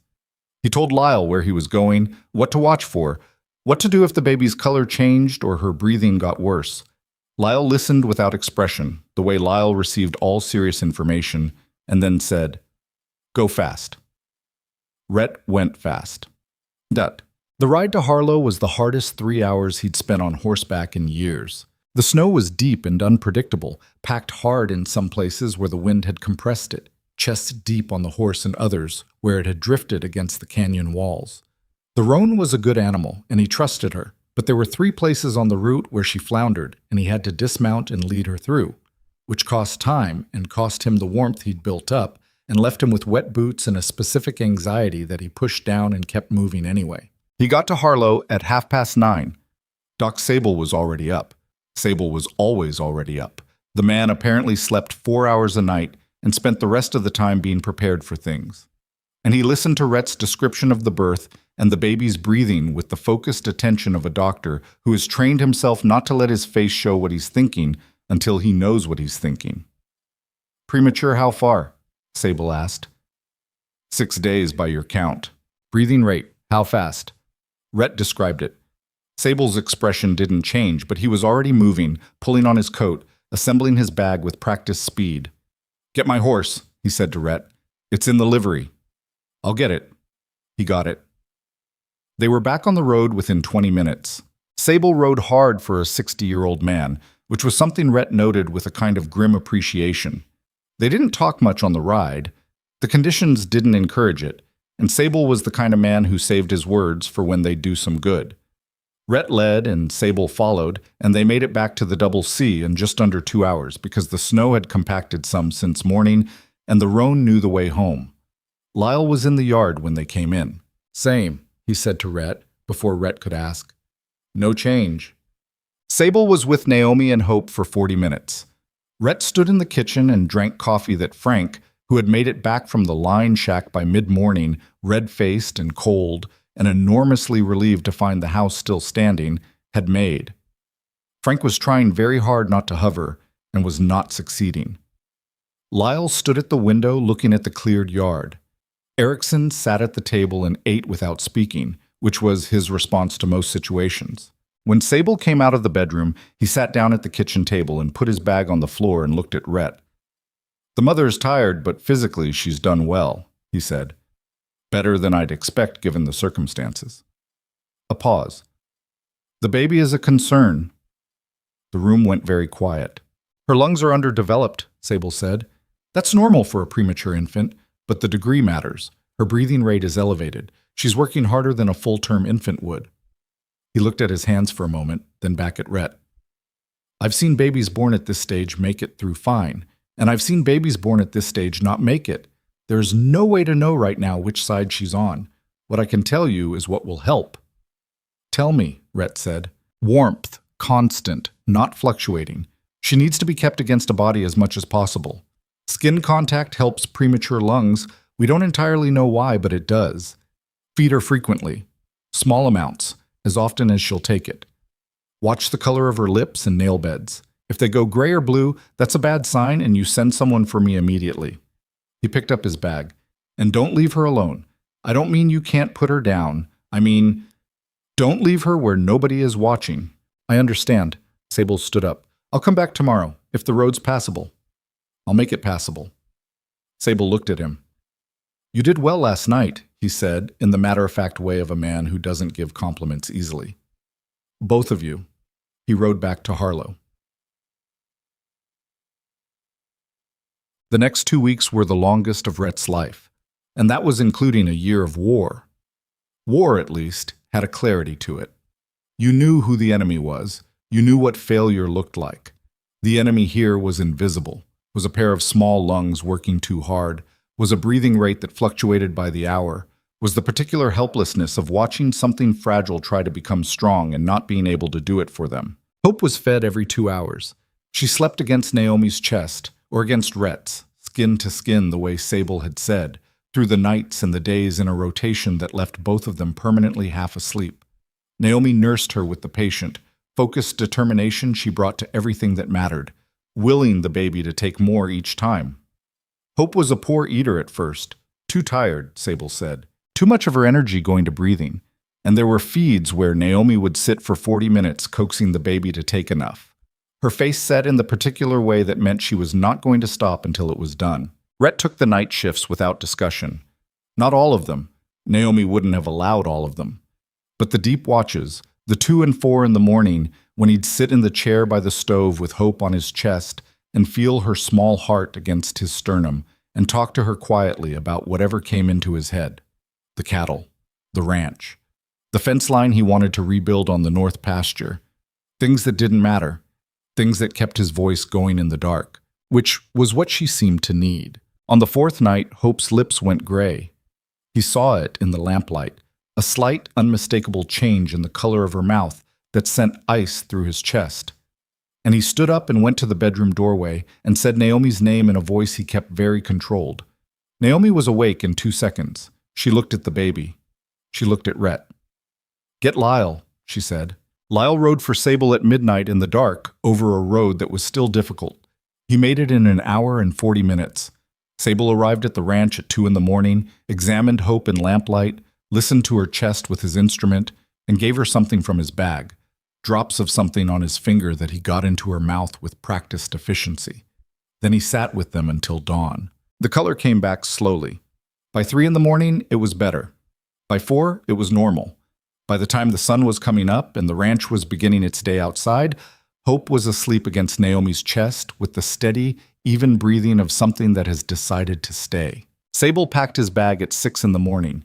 He looked at both of them, Naomi sitting up in bed with the baby, Rhett standing by the window, and he said, "I think she's turning the corner. I think she's going to be all right. I'm not going to promise you that, because I don't make promises I can't keep. But I think so." After he left, Naomi sat very still for a long time with Hope against her chest. Rhett sat on the edge of the bed. He was beyond tired, past the point where tiredness feels like tiredness, and into the place where everything has a slightly unreal quality, the colors a little too bright or a little too flat. "I was so scared," Naomi said. It was the first time she'd said that out loud, in those words, about the baby. "I know," he said. "I kept thinking—" She stopped. She looked at Hope's face. I kept thinking I didn't deserve her, that it was too much to want, that something was going to... She shook her head. She's here, Rhett said. Naomi looked at him. Her eyes were red at the edges, and her face was bare in the way it had been on the night of the birth, all the careful layers gone. I know, she said quietly. He put his hand on hers. She turned her hand and held his. They sat like that, the three of them, while the May morning came in through the curtains, and outside the snow was melting off the roof in long dripping streams, and somewhere across the pasture a meadowlark was singing the way meadowlarks sing in Wyoming spring, loud, indifferent, relentlessly alive. Louisa Haskell arrived 3 days later, once the roads were clear, and Haskell had stopped her long enough to make sure she packed everything she thought she might need. She came in the front door, set down her bag, looked at Naomi sitting at the kitchen table with Hope in her arms, and said, "Let me see her." Naomi handed the baby over with the careful, slightly reluctant movement of a woman who is learning to let other people hold the things she loves. Louisa held Hope with the competence of a woman who had raised 4 children and helped with the births of a dozen more, looking her over with experienced eyes. Hope looked back at her with the dark, unfocused gaze of a 3-week-old, not particularly concerned. "She's small," Louisa said. "I know she's small," Naomi said. "She's got good color." Louisa looked up. "She eating well?" "Better than last week. She's up to..." "Rhett, what did Sable say she should be at now?" Rhett was at the stove. 2.5 ounces per feed, working toward 3. "And she's doing it?" "Getting there," Naomi said. "Some feeds are better than others." Louisa sat down at the table, still holding Hope, and looked at Naomi with the direct, warm appraisal of a woman who sees people accurately. "And you?" "I'm fine." "You look like you've slept about 9 hours in 3 weeks." "That's probably accurate." "Rhett," Louisa said, without looking up from the baby, "when did your wife last sleep more than 3 hours consecutively?" "I'm not answering that," Rhett said. "I'm right here," Naomi said. "You're going to sleep this afternoon," Louisa told her. "I'm here, the baby will be fine, and you are going to sleep for at least 4 hours, or I'm telling Haskell to reschedule the cattle meeting and come sit with you myself." Naomi opened her mouth. 4 hours, Louisa said. The look that crossed Naomi's face was the one she got when she wanted to argue and couldn't find a legitimate angle. Rhett recognized it well. He kept his expression neutral and his attention on the stove. "Fine," Naomi said. "Good." Naomi slept that afternoon for 5 hours, which Rhett knew because he checked twice. He sat with Hope and Louisa in the kitchen, and Louisa held the baby and talked about cattle prices and spring planting and did not ask about Naomi's circumstances or Rhett's feelings or any of the things that people in Harlow apparently spent considerable time discussing. She talked about her own children and her garden and the disastrous fence situation on the Haskell property's north side, and it was the most normal conversation Rhett had had in 3 weeks. At one point, Hope was sleeping against Louisa's shoulder, and Louisa was looking out the kitchen window at the yard, and she said quietly, without turning, "She's going to be a good mother." Rhett looked at his coffee cup. "I know," he said. "She doesn't think so." "I know that too." Louisa turned from the window. Her expression was matter-of-fact, not sentimental.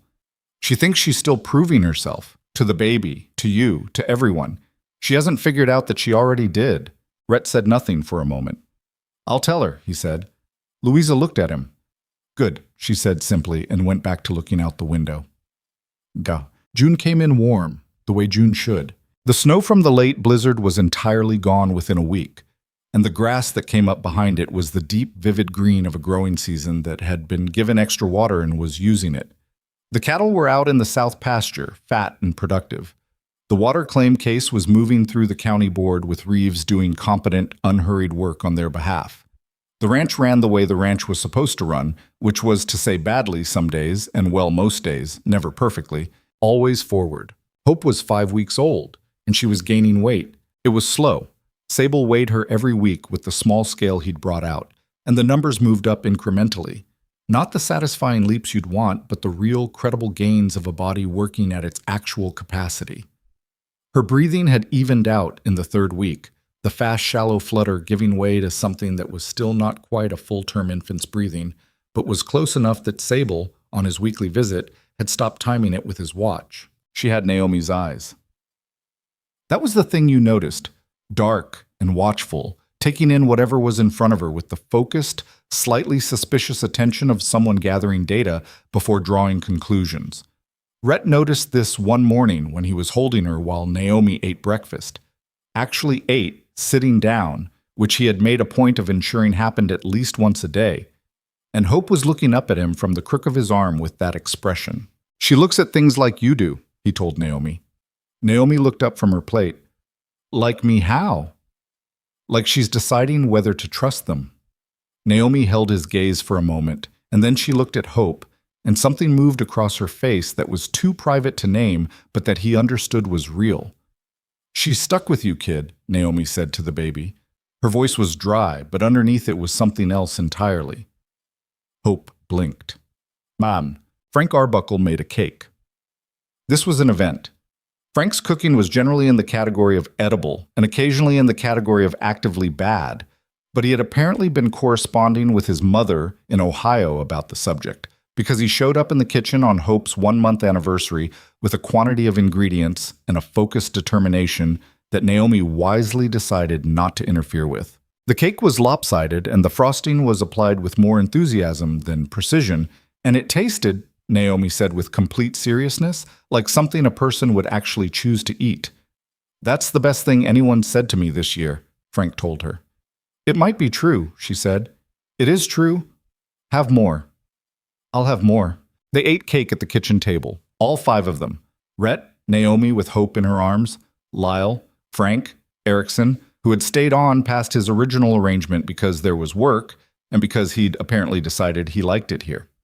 The kitchen was warm and smelled like coffee and the slightly too sweet frosting Frank had made. And outside, the June evening was long and golden the way Wyoming evenings get in early summer, the light going on and on past what you'd expect. Lyle, who did not make speeches and did not do sentimentality as a general rule, looked at Hope for a moment across the table with his particular careful expression. Then he looked at Naomi. "She's got a good color now," he said. Naomi looked at him. "She does." Sable said she's on track? He said she's doing well, still small, but doing well. Lyle nodded, once, with the finality of a man who has delivered his verdict and is now at peace with the situation. He went back to his cake. Naomi met Rhett's eyes across the table. He didn't say anything, neither did she. But the look between them lasted a beat longer than necessary, which was its own kind of language. The trouble came back in mid-June, as trouble generally does. Not in a dramatic way, not in a way you can prepare for, but sideways, through an angle you weren't watching. Dale Hart arrived at the ranch on a Tuesday afternoon. He came by wagon from the Harlow stage stop, which meant he'd sent word ahead. The letter had arrived 2 weeks before, asking if he could come, and Naomi had written back with a date and a terseness that communicated more than the words did. Rhett had said nothing about the visit either way, because it wasn't his call, and because he'd learned in 8 months of knowing her that Naomi made better decisions about her own life when he stayed out of them. He was in the barn when Dale pulled in. He heard the wagon, looked through the door, and watched Dale Hart climb down from the seat. He hadn't seen Dale since the canyon road in October. The man looked older, or maybe just more accurately himself, the way people look when some protective layer of confidence has been removed. He was 30, or near it, and he had his sister's strong jaw without her steadiness, and he stood in the yard looking at the house with an expression Rhett recognized as guilt that has gone on long enough to become something else, something more complicated, something the person is carrying and doesn't know how to set down. Naomi came out onto the porch. She stood there with Hope against her shoulder. She carried the baby most of the time she wasn't working and had gotten efficient at doing both simultaneously. And she looked at her brother across the yard. Rhett couldn't see her face from the barn, only her posture, which was very upright and very still. Dale crossed the yard. He stopped at the bottom of the porch steps. "Naomi," he said. "Dale." A silence that had weight and shape to it. Rhett stayed in the barn doorway, not intending to participate but not willing to be somewhere he couldn't see. This was Naomi's business, and he knew it. He also knew that if Dale Hart said the wrong thing, there was going to be a conversation about that afterward, and he wanted to know what had been said. "She's beautiful," Dale said. He was looking at Hope. "Yes," Naomi said. "Looks like you." "Come inside," Naomi said. Her voice was not warm exactly, but it was open. A door not flung wide, but unlatched. They went in. Rhett stayed in the barn for another hour, working on the harness repair he'd been putting off, giving them the space the conversation required. When he came into the kitchen, the two of them were at the table with coffee, and Hope was in Naomi's arms, and the silence between them was the kind that comes after things have been said. Not comfortable, not resolved, but cleaner than it had been. Dale looked at Rhett when he came in. There was a moment where Rhett thought the man was going to say something, apologize, explain, justify, and Rhett held his gaze in a way that said quietly, "Not to me. Whatever you owe it to her. Work that out first." Dale seemed to understand this. He looked back at his coffee. Naomi introduced them anyway, formally, as if they were meeting for the first time, which in a meaningful sense they were. "My husband," she said. The words were simple and they were deliberate, and Rhett saw Dale hear the deliberateness in them. "Mr. Callahan," Dale said. "Hart," Rhett said. They shook hands. Rhett poured himself coffee and sat down. The conversation that followed was careful and awkward and real in the way that conversations between people who have hurt each other are real. Not the false warmth of pretending it didn't happen, not the cold formality of people who have decided never to repair the damage, but the grinding, incremental work of two people who share blood and history trying to figure out if there's enough left to build something from. Dale had a job in Denver, he said. Stable work, not glamorous, but steady. He'd stopped gambling. He said this quietly, without making a production of it, and Naomi received it with the same quietness, not credulous and not dismissive. He asked about the ranch, about Harlow, about the water claim with a genuine interest that surprised Rhett slightly. At one point, Hope made a sound. Not crying, just the small observational sounds she made when she was awake and processing the world. And Dale looked at her with an expression that was grief and wanting and something like shame in equal measure. "Can I hold her?" he asked. Naomi looked at her daughter for a moment, then she looked at her brother. "Yes," she said. She passed Hope to Dale with the careful, deliberate care of a woman who does not make this decision lightly. Dale took the baby the way men take babies when they're not certain how to, a little stiff, a little uncertain. And then Hope looked up at him with her dark, considering eyes, and his face did something it clearly wasn't prepared to do. He held her for a few minutes. He didn't say anything. Naomi watched him hold her daughter with an expression Rhett couldn't fully interpret and didn't try to. When he passed Hope back, he said, "I'm sorry, Naomi. I know it's not enough." "No," she agreed. "It's not." "I know. But it's somewhere to start," she said. He looked at her. "That's all it is," she said clearly. "It's not forgiveness. It's not me saying it was all right. It's a place to start from, if you can show up and do the work of it. Can you do that?" Dale was quiet for a moment. He looked at his hands. "I don't know," he said, which was, Rhett thought, the most honest thing he could have said.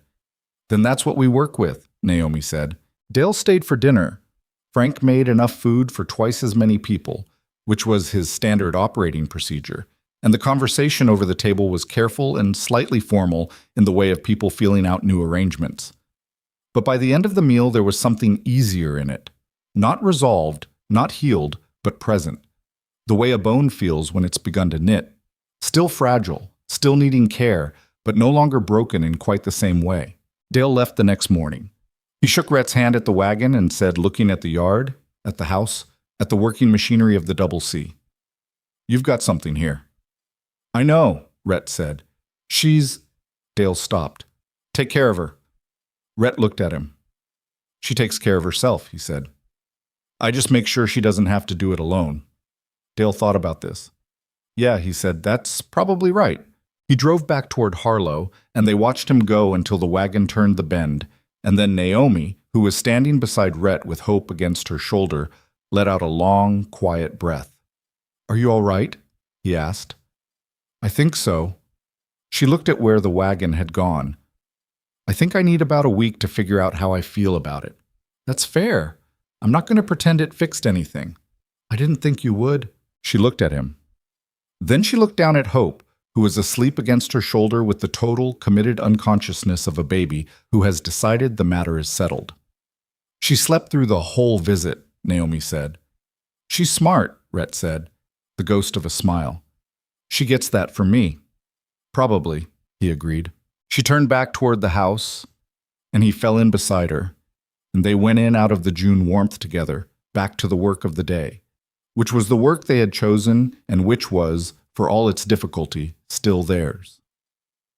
It was Louisa Haskell who finally said to Naomi on an afternoon in late June when they were sitting on the Double C porch, while the babies, Louisa had brought her youngest, a 2-year-old named Samuel, who had no fear and no judgment, played in the yard, what no one else had said. You know what people are starting to say now? Louisa said. Naomi looked at her sideways. Something worse than before? No. Louisa was watching Samuel attempt to climb the porch rail.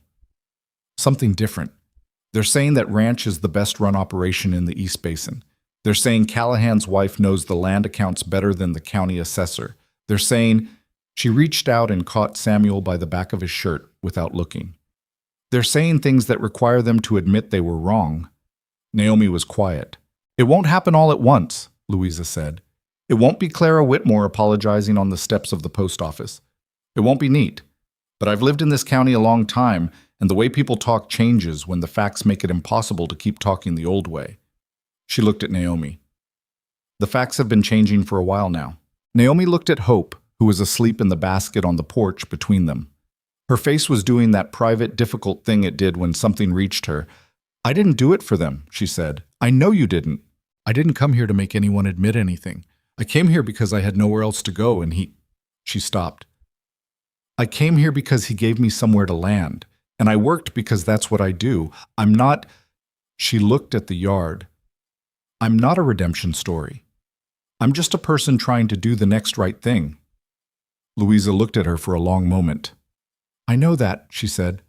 That's exactly why it works. Naomi looked at her.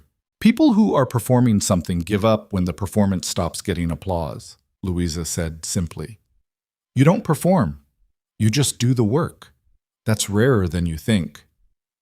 They sat in the June afternoon, the babies sleeping and not sleeping, the sound of the ranch going on around them, the distant cattle, the hammering of Erickson doing something to the bunkhouse roof, the creek audible below the meadow.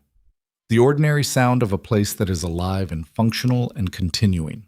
Naomi reached over and tucked Hope's blanket more closely around her small shoulders. The baby didn't stir. She's almost 7 pounds, Naomi said.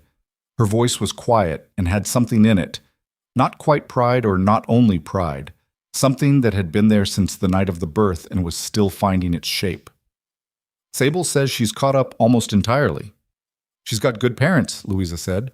Naomi looked at the word parents for a moment, the way you look at a word that still feels slightly new in your mouth, that you haven't entirely incorporated yet.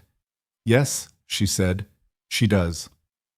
The afternoon light moved across the porch, and Samuel climbed the rail again, and Louisa retrieved him again, and the summer went on.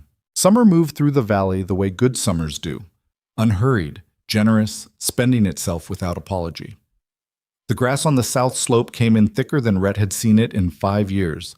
The creek ran strong and clear all the way through July, and the cattle that had come through the hard winter were fat and healthy in a way that made the feed costs and the borrowed hay bales feel like a reasonable trade. The Double C was producing. Not spectacularly, not in a way that invited envy, but steadily. The way a well-made thing produces when it's given the right conditions and left alone to work. Hope was 3 months old in August, and she had become, without anyone planning it, the organizing principle of the ranch. Not in a burdensome way. More in the way that small things sometimes become the fixed point that everything else orients around without effort. The hands checked on her the way they checked the weather. Not obsessively, just as part of the rhythm of the day. Lyle had built her a cradle from pine wood he'd milled himself, saying nothing about it until it appeared one morning in the corner of the kitchen, sanded smooth and fitted with a piece of old quilt for a mattress. Frank had appointed himself the authority on what made her laugh, and had accumulated significant research data on the subject, most of which involved making sounds that no adult should make in company. Erickson, who had stayed on past every reasonable point at which he could have left, held her with a Swedish carefulness on Sunday mornings while Naomi and Rhett handled the week's accounting together and spoke to her in a low, private voice in a language she would never understand and that apparently delighted her regardless. She was not an easy baby. Sable had warned them that premature infants were sometimes fussier, slept less predictably, needed more management than full-term babies, and Hope had taken this as a personal challenge. She had strong opinions about what she wanted and a limited tolerance for being misunderstood about it, which Naomi said, without much surprise, she had probably come by honestly. "You mean from you," Rhett said. "I mean from me," she confirmed. She was smiling when she said it. Not the rationed, careful, almost smiles of October and November, but a real one, the kind that reached her eyes and stayed there for a moment. She smiled more now. It had happened so gradually that he hadn't noticed the accumulation until one evening in July, when he looked up from the ranch accounts and saw her laughing at something Frank had said, and realized that the woman sitting across the room was genuinely, uncomplicatedly happy in this moment, and that this was different from how she had been, and that he was responsible for exactly none of it and all of it simultaneously. He had not said this to her. He was still working up to some things. Teg. The water claim resolution came through in the last week of August. Reeves filed the final brief with the county water board on a Tuesday, and the board rendered its decision on a Friday, which was faster than anyone had expected and which Reeves, in his letter conveying the result, attributed to the clarity of the documentation Naomi had assembled and the particular incompetence of the legal argument Voss's lawyer had made in the final session. The Double C retained full rights to Caldwell Creek. All claims filed by Chester Voss or his affiliated parties were dismissed with a notation in the county record that the statute cited had been applied incorrectly, and that further applications of the same argument to the same property would not be considered without substantially new evidence. Naomi read the letter twice, set it down on the desk, and said, "Good. That was it. No celebration, no lengthy commentary, no satisfaction performed for an audience. Just the single word," and then she picked up the ranch ledger she'd been working on before the mail arrived. Rhett watched her for a moment. "You're not going to do anything else with that?" "What would I do with it?" "I don't know. You worked on it for 4 months." "I work on the fence line too," she said. "I don't celebrate every fence that holds." She looked up at him. "It did what it was supposed to do. That's enough." He looked at her. He thought about the woman on the canyon road in October who had stood in the cold and waited to find out what the cost of being helped was going to be. He thought about the ledger fraud she'd caught in the first week, the way she'd laid out the evidence with the patient precision of someone who has had to prove things twice before they're believed. He thought about the night of the birth, her voice in the dark asking him to make a choice he refused to make. "It's more than enough," he said. She held his gaze for a moment, and then she went back to the ledger. But something in the set of her shoulders was different than it had been before the letter. He let her have it quietly. That was what she needed. Not a production, not a monument to the difficulty of what she'd done, just the acknowledgement, brief and real, and then the day continuing. Chester Voss left Harlow in September. Not dramatically. He didn't flee or collapse or suffer any visible consequence beyond the water claim. He simply sold his holdings to a land company out of Cheyenne and relocated to somewhere nobody in the county seemed to know exactly.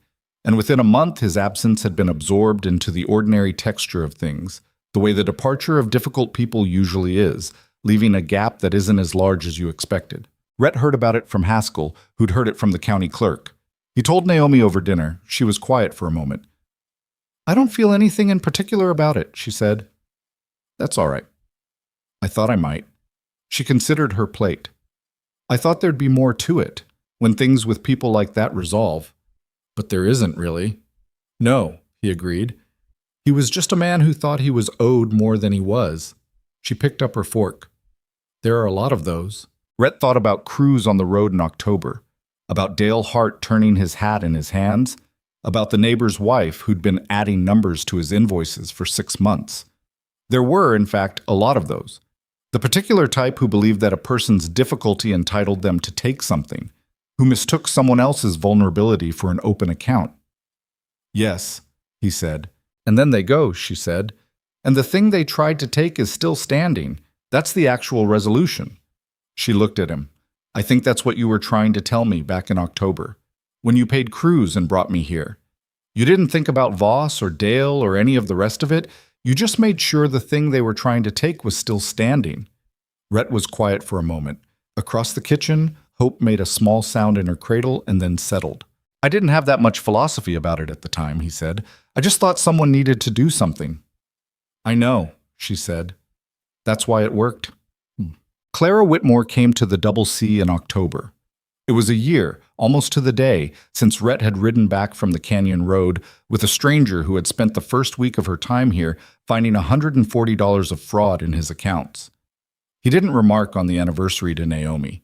It would have invited a kind of reflection he suspected she'd find uncomfortable, but he was aware of it in the way you're aware of markers in your own life. Clara arrived alone, which was unusual for her. She came in a good buggy, dressed well the way she always was, and she stood in the yard for a moment before she knocked, which was how Rhett knew she'd had to talk herself into coming. Naomi answered the door, which was also probably not what Clara had planned for. He was in the parlor and could hear both of them from there. He did not go to the doorway. This one, he was very certain, was Naomi's. "Mrs. Callahan," Clara said. A pause. "Mrs. Whitmore." "I've come—" A brief stop.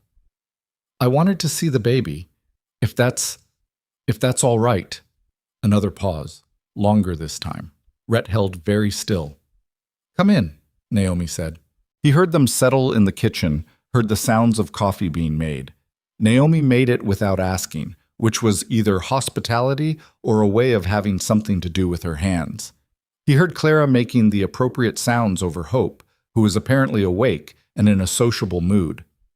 Then the sound of two women at a kitchen table, the particular rhythm of a conversation that is finding its footing. He couldn't hear the specifics. He didn't try to. 20 minutes later, Clara's buggy left the yard. He came to the kitchen to find Naomi standing at the counter with her back to the door, looking at the window. "All right?" he asked. She apologized, Naomi said. She said it the way you say something you haven't fully processed yet. She said she'd been unkind and that the unkindness came from her own assumptions and that she was sorry for it. He waited. She didn't dress it up, Naomi said. She didn't explain it into something smaller. She just said it and let it sit there. "What did you say?" Naomi turned from the window. Her expression was something he didn't have an easy word for, not triumphant, not softened, not simple in any direction. "I said thank you. I said I appreciated her saying it." She paused. "I don't know if we'll ever be. I don't know what we'll be, but I think she meant it." "I think she did too," he said. Naomi looked at Hope in the cradle. "It's strange. I spent so much of the last year bracing for the next thing from people like her, the next comment, the next look, and now—" She shook her head slightly. "And now she's just a woman who came to apologize, and I don't quite know what to do with that." "You did the right thing with it," he said. "How do you know?" "Because you let her say it. You didn't make her earn it, and you didn't pretend it didn't matter." He looked at her. "That takes more than being right.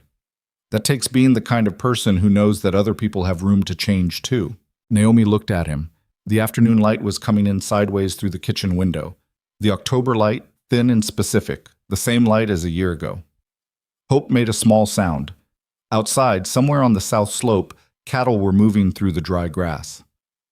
"I've been thinking about something," Naomi said. "Tell me." "I've been thinking about what this year has been." She wasn't looking at him anymore, but at the middle distance between them, at the space where thoughts live before they become words. "I came here with nothing. Literally nothing. No money, no claim on anything, nobody who considered themselves responsible for me except in the worst possible way." She paused. "And you took me in, and I worked, and we built this. And I keep waiting for the part where I understand why it happened the way it did, why you did what you did, what it means." "Does it need to mean something beyond what it is?" he asked. "Maybe not." She looked at him then. "But I think about the women who were in my situation before me, the ones who didn't have a road where someone stopped, the ones who went where Cruz was going to take me and stayed there. And I think—" Her voice was carefully controlled. "I think the difference between my life and theirs isn't that I was stronger or smarter or more deserving. It's that you were in that canyon on that particular morning." He thought about that. "And if I hadn't been, then I wouldn't be here," she said simply. It's terrifying when you sit with it. How much of a life turns on one person deciding to stop and look? He was quiet for a moment. The stove ticked. Outside the window, the October light was going the color of old brass. "I've thought about that too," he said. "I think about the version of that morning where I took the Miller trace an hour later, where I wasn't there when Cruz was." He looked at his hands. "I don't like thinking about it." "Neither do I. So I try not to." He looked up. "What I try to think about instead is what you did with it." I stopped. "That's the smallest possible thing. I just stopped. You did everything else." She shook her head. "That's not—" "It is," he said. "You caught the fraud. You worked the fence line in November. You found the water claim in the wrong pile. You managed this ranch through a hard winter and a worse spring and a premature birth in a blizzard." He paused. "I stopped. You built." She looked at him for a long time. Her eyes were too bright, and she wasn't doing anything about it, which meant she'd decided not to manage this particular feeling back to a safe distance. "Rhett," she said. "Yeah, I love you." She said it the way she said difficult things, directly, without ornament, getting it out into the air where it had to be dealt with. "I've known it for a while. I've been waiting to say it because—" She stopped. "Because I was scared of what it would change, whether it would make things complicated, whether you'd feel obligated to say something back that you didn't mean." He looked at her. "I love you," she said again, steadier this time. "That's all. You don't have to—" "Naomi," he said. She stopped. "I have been in love with you," he said carefully, "since about February, since the blizzard week when you held my hands to warm them up and acted like it was nothing." He paused. "I didn't say it because I wasn't sure you were ready to hear it. I was afraid of pushing something that was working into something that wasn't." He looked at her steadily. "I should have said it sooner. I'm saying it now." The kitchen was very quiet. Hope made a sound, not a cry, just the small observational noise she made when she felt the quality of a room change. And both of them looked at her and then looked back at each other, and Naomi made a sound that was half a laugh and entirely something else. "We are ridiculous," she said. "Probably," he agreed. She crossed the kitchen and he stood up and she put her arms around him the way you hold on to something you've decided to stop being careful with. And he held her back the same way, and that was that. No speeches, no performance, just two people in a kitchen in October, finally saying the thing that had been true for months, in the plain way that true things deserve to be said. The county cattle auction in October drew ranchers from all over the basin, and the Double C sent 12 head of prime beef that sold at the top of the day's prices, which got noted in the County Weekly in a brief item that described the Callahan operation as one of the most efficiently run spreads in the Eastern Basin, with strong herd health and consistent output. Naomi read this item without comment, and then she cut it out and put it in the desk drawer where she kept the ranch records, between the water claim resolution letter and Hope's birth record. He saw her do it, and she saw him see her, and she said, "For Hope, when she's old enough." He nodded. "Good idea. She should know what this place is." "She will," he said. "She's going to grow up in it." Dale came back in November, as he'd said he would.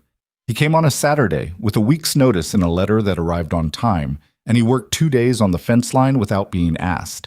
And he held his niece with less stiffness than the first visit, and he and Naomi had a conversation on the porch on the second evening that Rhett did not witness and did not ask about. Whatever was in it, she seemed quieter and more settled afterward, in the way people are when something unfinished has moved, even slightly, toward resolution. It wasn't fixed. It was not going to be fixed in the simple way. Some things leave marks that are permanent, and what Dale had done to his sister on that road in October was in that category. But there was a space now where there had been a closed door, and they were both choosing to exist in it carefully, and that was something. Rhett drove him to the Harlow stage on Monday morning. They rode most of the way in silence, which neither of them seemed to mind. Before Dale got down from the wagon, he said, "She's different." "Yes," Rhett said. "I mean from before, from growing up even. There's something in her that I don't remember." He thought about it. "Like she's stopped waiting for it to end." Rhett looked at the stage depot, the horses standing at the rail, the ordinary morning of a small Wyoming town going about its business. "She stopped waiting for it to go wrong," he said. "That's not the same as it not going wrong. Things still go wrong. She just doesn't carry the anticipation of it anymore." Dale thought about this. Did you do that? She did it, Rhett said. I just made it possible. Dale got down from the wagon. He shook Rhett's hand, and the handshake was different from the first one. Not quite easy, but less formal. The handshake of men who have decided they are not enemies. He picked up his bag and walked into the stage depot, and Rhett turned the wagon around and drove home. Quiet. There is a particular evening in late autumn in the high country of Wyoming when the season pauses. It comes for maybe a week, sometimes less, after the hard frosts have started but before the winter is fully committed. A window of still, clear cold, the air sharp and clean, the sky at sunset going colors that don't exist anywhere else in any other season. The grass has gone golden, and the mountains to the west hold their snow on the upper slopes like a white border on the edge of things. And if the wind is quiet, you can stand outside and hear the creek below the meadow. Rhett was standing on the porch on an evening like this in late November when Naomi came out with Hope. The baby was 6 months old, and she had acquired opinions and a personality and a set of demands about how and when she was held that she communicated with absolute clarity and no patience for misinterpretation. She was awake, looking out at the yard from Naomi's arms with the dark, considering gaze that was entirely her mother's, taking in the light and the cold air and the shapes of things. Naomi stood beside Rhett and followed his gaze, out across the yard, across the meadow, to where the creek was a dark line through the gold grass, and beyond it, the hills going brown and gray against the sky, and beyond them, the white-edged mountains. It's beautiful, she said. It is. I didn't see it at first, she said. When I came, I was watching everything too closely for danger. You can't see the landscape when you're doing that. He understood this perfectly. When did you start seeing it? He asked. She thought about it. February, she said, the week of the blizzard. I looked out the window one morning when the storm had stopped for a few hours, and the light on the snow was... She shook her head slightly. And I thought, I'm going to miss this when I leave. And then I thought, I'm not going to leave. And then I didn't know what to do with that. He looked at her. I'd never had a place before, she said. Not really. My father's house was somewhere I lived, not somewhere I was from. And then, nothing. And then here, she looked down at Hope. She'll be from here. She'll grow up knowing exactly where she belongs. He was quiet for a moment. He thought about what that meant, what it meant to a person, to grow up knowing where they belonged. He'd had it and then lost it and then rebuilt it, and he knew the difference between the having and the not having in a way that some people never did. What he'd given Hope was not something she could quantify or understand, not for years. But it was the most real thing he had. We'll give her a good one, he said. I know. Naomi leaned slightly against his shoulder, just enough to mean something. I know we will. Hope looked at the mountains with her dark, interested eyes. The light was going fast now, the gold deepening toward orange at the horizon, and the first stars were coming out above the eastern ridge. Below the porch, the yard was quiet. In the barn, the horses were settling for the evening. Somewhere in the bunkhouse, Frank was probably telling Lyle a story that Lyle didn't want to hear, and Lyle was probably pretending to work on something instead of listening, which was how he always listened. Erickson had gone back to his family in Nebraska in September, but he'd sent a letter in October asking about the spring hire, and Rhett had written back to say, come when you're ready. The ranch breathed around them, the way a working thing breathes, with the sound of effort and maintenance, and the particular aliveness of something that is used and cared for and continuing. Naomi had come here with nothing, and the world had given her every reason to expect nothing in return. She had not been rescued. She was too honest and too specific about herself to accept that framing, and Rhett was too clear-eyed about the facts to offer it. She had been given, by one person's decision to stop on a road, the chance to build. And she had built. Every piece of what stood on this land, what ran in the accounts, what moved in the industry of the daily work, she had put her hands to it and made it real. That was the truth of it. And it was not a simple or a sentimental truth. It was the kind that cost something. That requires showing up when you are afraid and tired and certain you are going to be disappointed again. That requires, in the end, the willingness to want things. Real things, permanent things, the kind that can be taken away, knowing that this is the only way to have them. She had wanted nothing for so long that wanting had felt like a luxury she couldn't afford. And then, in the incremental way of things that happen without announcement, She had started wanting this. The ranch, the work, the child on her shoulder, the man beside her on the porch. She had been right to be afraid of wanting it. That was also true. Fear is not always wrong. Sometimes it is exactly the accurate reading of what is at stake. What you do with that accuracy is the question. Whether you let the fear close you down or whether you carry it forward into the thing you want anyway. She had carried it forward. He had too. "Rhett," she said. "Yeah. We're going to be all right." She said it not as a question and not as reassurance, not for his benefit or for hers particularly. She said it as a person says a thing they have examined and found to be true, as a simple statement of the actual condition of things. He looked at the mountains holding their snow in the last of the light. He felt the weight of the ranch under him, the solidity of it, the years it had stood and the years it would stand. He felt his daughter breathing against her mother's shoulder, small and particular and entirely real. "Yeah," he said. "We are." The light went. The stars came out in full, the way they came out in the high country, all at once, extravagant, the sky going deep and clear and vast above the dark land. Below the meadow, the creek ran on, as it had run through every season, indifferent to the human business conducted on its banks, carrying the mountain water down through the basin toward whatever it was going toward. The world had made its opinions known about these two people, and the world had been wrong, or at least the world had been looking at the wrong things, at the surface of what they were rather than what they were building. That happened, and would go on happening. Some of the county would always carry its original version of the story, but the story as it was actually lived, the accounts found and corrected, the cattle through the winter, the birth in the blizzard, the baby who had been named Hope and had lived up to it, the two people who had started as strangers on a canyon road and had chosen, repeatedly and at real cost, to stay. That story belonged to no one else. It had been made here, on this land, in this house, through this particular combination of stubbornness and work and the willingness to stop running from what you want. It was theirs. The porch light was warm behind them, and inside the house the stove was going, and they stood in the cold, clear night a little longer before going in.